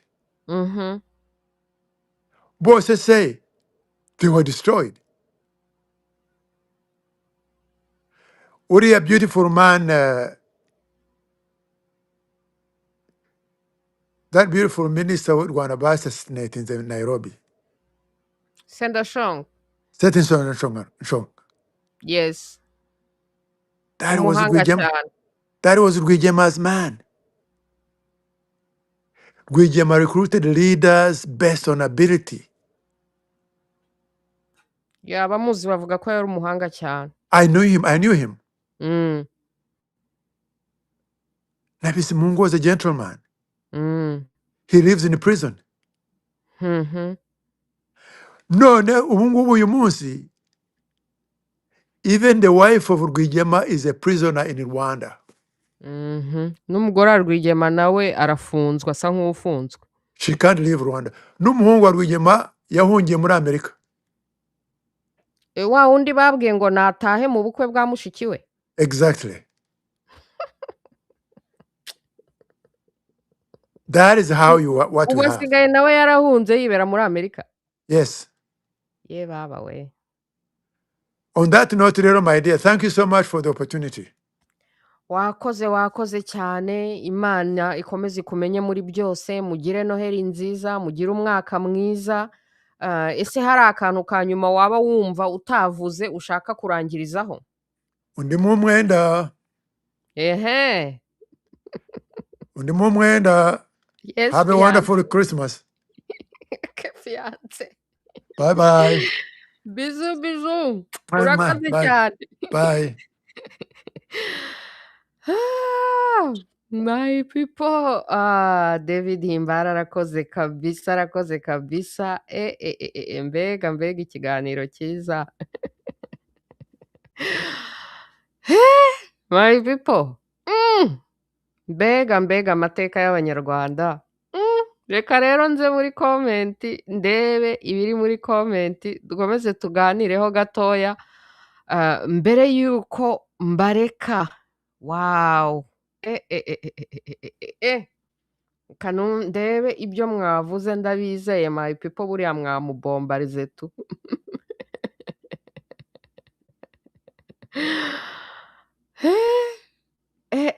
Mbega mbega mbega ibya Kagamistan rero ngo byarangiye. Icyo nicyo kiganiro twari turimo, kubera ko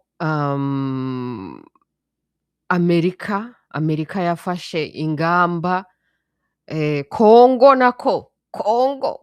yumvisha aba activist n'abantu benshi ahangaha bagira ibitekerezo bati cinyuma Kagamistan usenye imishyikirano bafitanye na Amerika, ubwira Amerika ko ubukire ni ubwanyu. Barashaka iki? Niba bashaka ubukire bagiye bakadiringa directly na Kongo. Ibyo bintu barabikoze, none amasezerano yasinywe. Ubu rero njyewe uko nabibonye aya masezerano ya bita ngo strategic partnership nabisomye, ni ibintu birasa nka mariage nk'uko nabibabwiye. Birasa nk'aho Kongo na Amerika bubatse urugo. Hanyuma kwa kundi kandi bajya bavuga muri mu misa iyo abantu bagiye gusezerana ngo ntihazagire, ngo aba bantu basezeranye ngo ntihazagire ubyitambikamo, kubera ko basezeranye ntihazagire ubyitambikamo. Kwa kundi babanza bakababwira ngo hari ufite icyo avuga, ngo rero niba utavuze uyu munsi ngo ntihazagire ubyitambikamo. Aya masezerano aragaragaraza neza aho intere za Amerika zishingiye, kuko Amerika yo irashaka kugira access ku bukire bwa Kongo kugira ngo ikuremo nde amfete. Ni nkaho ishaka gukuramo kwa kundi ngo umugabo akuramo undi. Kongo yari isanzwe ifitanye imishyikirano cyangwa se relationship, umubano n'Abashinwa. Hanyuma kandi kubera ko Amerika yo iri kwirebera intere zayo internationali zo ku isi yose, ikaba ihanganye n'Ubushinwa, yakuyemo Ubushinwa muri Kongo. Kimwe muri aya masezerano icyo ivuga ni ukuntu mbega nihajya haba offer, hari right of first offer. Mwumva se, bivuga ngo muri diri zose Kongo yagirana n'amahanga, right of first offer ni uburenganzira bw'uko Amerika ariyo iba iya mbere Kongo igiye gukora business iyo ariyo yose ijyanwa n'aya mabuye y'agaciro isi yose ikeneye, cyane cyane super powers. Umuntu wa mbere bahaye ubwo burenganzira bwo kugirana diri na Kongo na Amerika. Amerika ikaba ishinzwe ko iha Kongo diri nzima bwa mbere, noneho batabyumvikana akaba ari bwo yenda Kongo yajya gushaka abandi ba partners. Ariko icyo kintu kirimo right of first offer. Nuko ubwo rero murabyumva ko ari gutyo ibya Kagamistan byarangiye, Kongo birangiye igiranye amasezerano na Amerika, bavuze bati muzajya muba ba mbere mu kuduha offer, hanyuma iyo offer nitutayemera nidusanga atari nziza nibwo tuzajya tujya gushaka abandi. Ariko ni nkaho mbega Kongo Amerika ibaye umugore wa mbere tuvuge wa Kongo. Kuko Kongo niyo itanga, niyo ifite ubukire, niyo mugabo niko twabyita.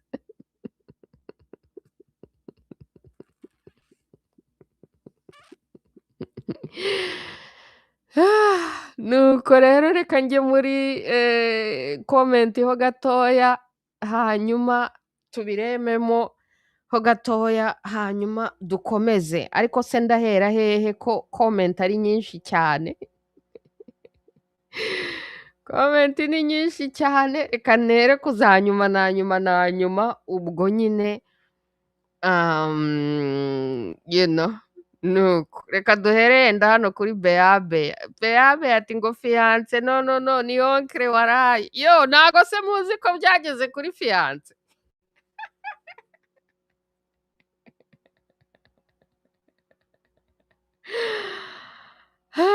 Daniela Monorine mukomere cyane, n'aba ndababona, n'abari bahari mwese ndababona, mukomere cyane. Uwo ni umuhungu wa Rwigema, ngo wahungiye muri Amerika. Can you imagine?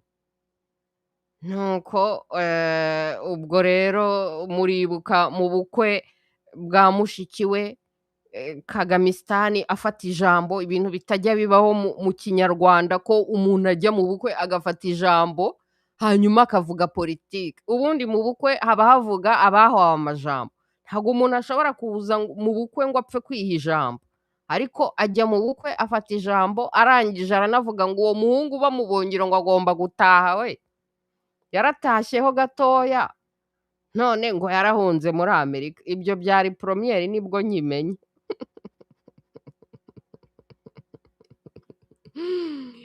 Jean Kahonga hano hari freedom of speech, ati ngo Rwigema yarubatse, ngo ibibazo by'abanyarwanda, ngo nawe ngo yari umusovaje, ngo Imana yaramudukijije.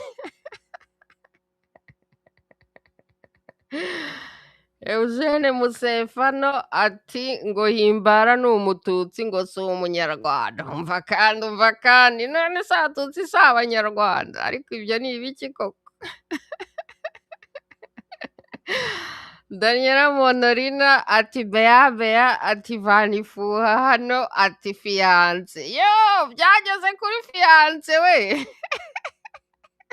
Bea ati ifuha narivuyeho sino jare buri.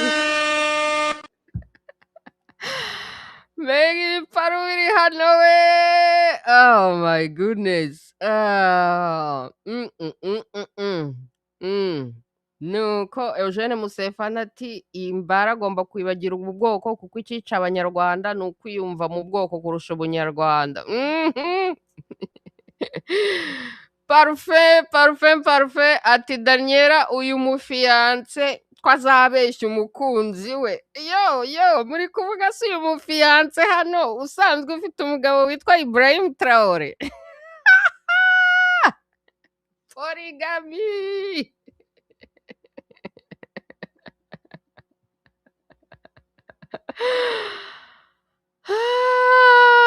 Oh my goodness. Jean Kahonga ati Habyarimana ngo yishwe n'abahutu ntago abyemeye. Yo reka mbereke igitabo cya Onana, mwumva bareho gatoya nyibereke.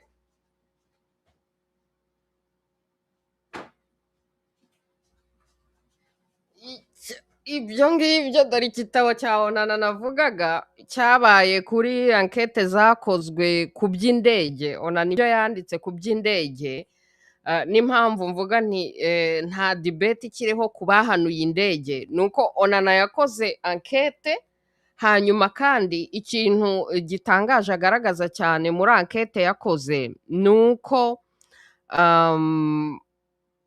igihe cyose bashakaga kugira umucyo ku by'indege, umuntu wabyitambikagamo ngo hataboneka umucyo ku by'indege ni Kagamistan. Urumva se? Noneho ukibaza uti niba indege yarahanuwe n'abo ngabo bavuga ngo abahutu bo kwa Habyarimana batumvikanaga na Habyarimana, ni kuki iyo bakoze ankete, iyo bashatse kuzanamo umucyo ari Kagame udashaka ko umucyo uza muri dosiye? Nuko onana byose arabye-exposa, avuga n'imanza zose zabayeho kugira ngo haze umucyo muri iyo dosiye, hanyuma kandi arangije avuga nyine ko ari Kagame watanze order yo kurasa Habyarimana. Hanyuma ikintu cyabaye, onana ari gutangaza icyo gitabo, reka nkibashyirire kuri screen. Ari gutangaza icyo gitabo, Kagame yigize nk'aho ashaka kumukurikirana mu butabera, mu bucamanza, urumva se? Hanyuma amukurikiranye mu bucamanza, onana ati kaze neza mboga zizanye, ni ibyo ngibyo nashaka ko tujya mu bucamanza. Hanyuma agiye mu bucamanza, ku munsi wa nyuma bagomba kujya mu bucamanza, Kagame yanga kuza mu bucamanza, yanga kuza, kandi ari we wari wareze ngo bamubeshyeye ngo diffamation. Onana avuze ati tujye mu bucamanza, Kagame yanga kuza. Nuko ibyo rero akaba ariyo mpamvu mvuga nti kuri njyewe nta debate ikiriho ku byerekeye uwarashe indege ya Habyarimana, ariko yenda abantu bose ntibarabimenya, ntago abantu bose barabimenya.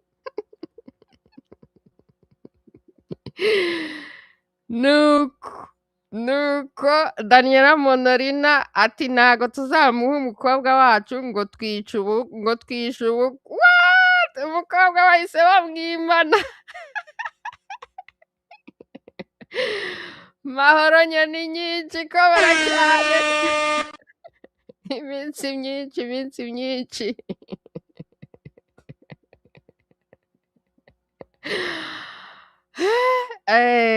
Ariko mbega ati ati ngo ubukwe bwawo wacu ngo yiyemeje kubwica waraye. What? Mwabwishe se?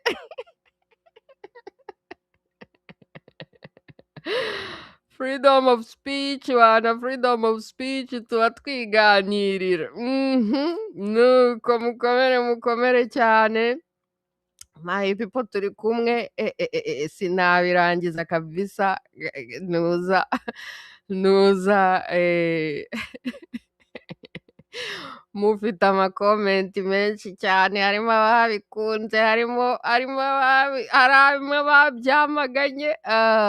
Man, yo ibibazo rwose wapi, ubwo nyine ni twebwe turi bubyiganirireho, ariko David Himbara azagaruka kandi azagaruka noneho hashyushye muri Canada. Beabe ibisabo bibonye hehe? Beabe ati mbonye ibisabo warayi. Yo. Next week, okay, dufatane next week, noneho tuzagirane gahunda yo kwerekana ibisabo, tubyinewe. Pati yo kurangiza umwaka tuyishyire kuwa gatandatu utaha. Okay, dufatanye gahunda my people. Bizaba ari 27 z'ukwa 12, kandi murabibona ko nta yindi tariki, nta yindi samedi isigaye muri Desambre, urumva se? Donc kwa kundi dukora pati yo kurangiza umwaka, ubwo samedi ya nyuma ni next Saturday. Na Daniela Monorina nawe ngo yabiramutse akashamurangije. Next Saturday rero tuzabyina. Tuzabyina. Ahubwo mumbwira akaririmbo tuzabyina mbe nkitoza. No, Beabe ati kuki Kagonyori yakuyeho ikirago contre Sharonana. Sharonana kuri iki gitabo yanditse, Kagame yaramureze ngo diffamation, nuko amureze diffamation, onana ati tujye mu rukiko. Umunsi wo kujya mu rukiko Kagame yanga kujya mu rukiko. Rero iki gitabo ngewe naragisomye page par page, umurongo ku murongo. Mwibuke ko nanakoranye na interview na Onana. Ikintu gitangaje cyane ni ukubona ko buri gihe uko bashakaga kujya muri justice, uko bashakaga kugira, ninde wabyitambikagamo? Ni Kagamistan. Noneho ahubwo ugasanga abo bahutu bari kuvuga nibo bari gushaka ngo mukora nkete. Noneho Onana ati ariko se aba bahutu ko bari kuvuga ngo dukora nkete kandi aribo bashinjwa atanta. Hanyuma uvuga ko ari umwere akaba ari we witambika muri ankete, kugeza aho atangaje igitabo. Kagame ati icyo gitabo kagikura kuri market kuko kirerekana ko ari njyewe wahanuye indege. Noneho Onana ati sinzagikura kuri market, ati tujye mu rukiko. Kagame ati tuzajya mu rukiko. Ku munsi wo kujya mu rukiko Kagame ati sindi buze. Ubwo bihita bigaragara. Ni gutyo rero, ni gutyo byarangiye.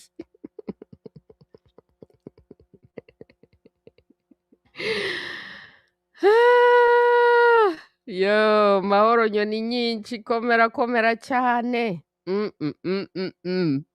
Parufe ngo urasubiza inyuma.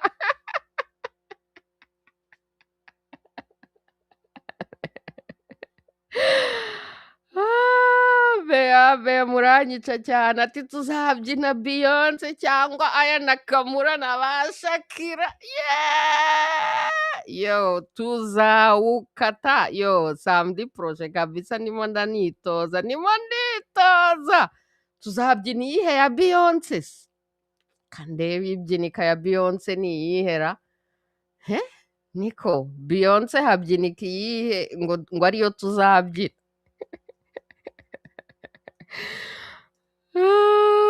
Yo, reka turebe Beyonce ibyinika tuzabyina ni iyihe my people? Mumbwire indirimbo ya Beyonce ibyinika tuzabyina. Ye baba we. Sha my people, kuyavuga siko kuyamara. Kuyavuga siko kuyamara kabisa. Tuzaba duhari. Naho rero, naho muri samedi itaha. Hanyuma se ya ndirimbo nshyashya yo kurangiza, reka tuyirangirizeho, ivuga ukuntu ibya Kagamistan byarangiye. Kigali tombe yo murayibuka. Ubu nariri waritoza Kigali tombe we. Dore nyishyizemo, reka dureke publicité zicemo, kuko iyo ushaka ko abantu bakora video kuri YouTube bishyurwa ureba publicité zayo, urumva? Niyo mpamvu turi kureba publicité zayo.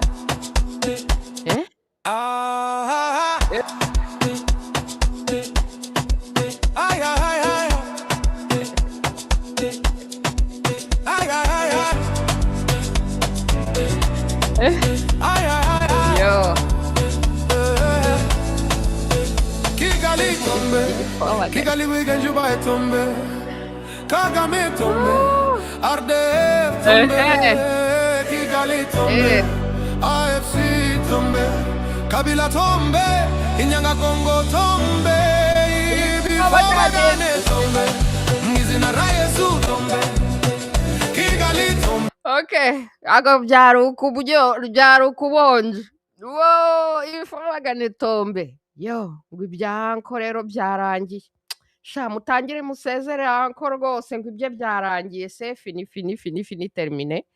Amerika yarongoranye na Kongo, kandi iyo abantu barongoranye nta kubyitambikamo. Amasezerano nayasomye, birimo biravuga development. Baramutse bayakurikije bagaprofita bakabishyira mu bikorwa neza.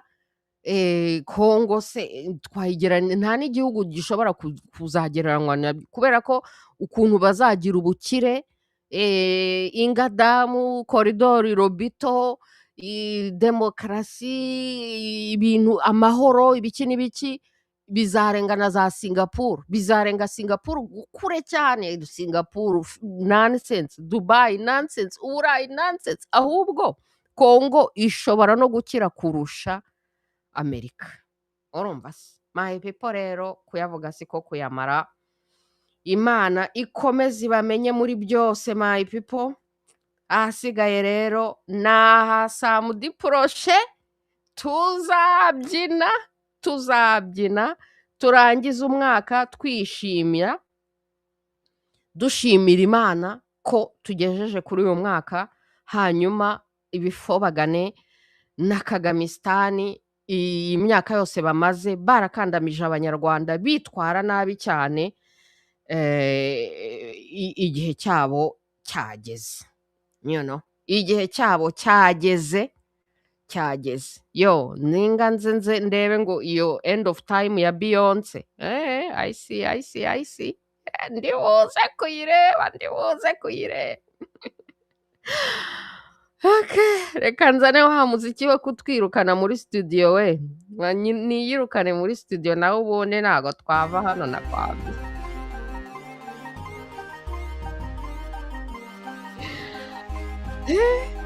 Yo ati ngo Beyonce kariya gakanzu se, noneho mbe njya no gushaka kano gakanzu we, dore agakanzu Beyonce yambaye ubusa nzakambara.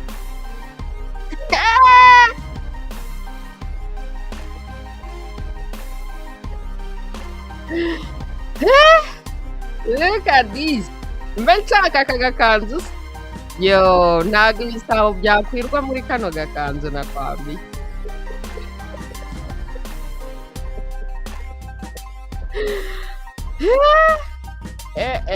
Byaba ari danje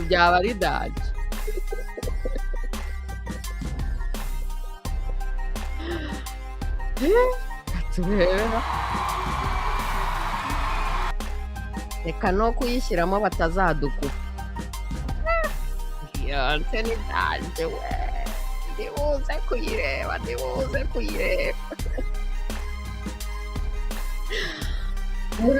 Murakoze rero, naha samedi itaha tuzawukata. Murakoze cyane, nyiramongi itombe anje kazura n'ibifobagane byose finiyo.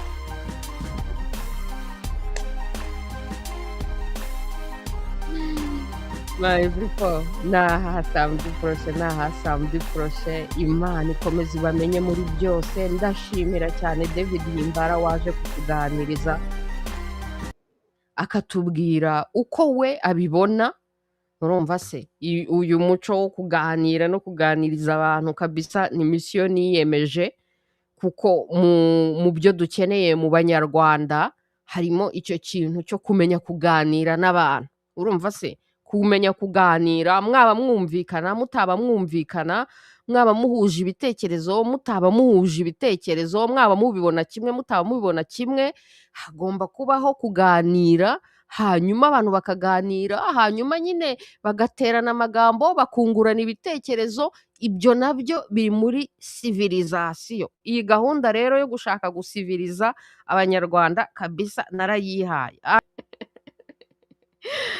Ndabashimira, reka mbavugirize ihoni n'abakomera amashyi abari muhari mwese na David Himbara. Merci, murakoze, Imana ibamenye muri byose. Bizu.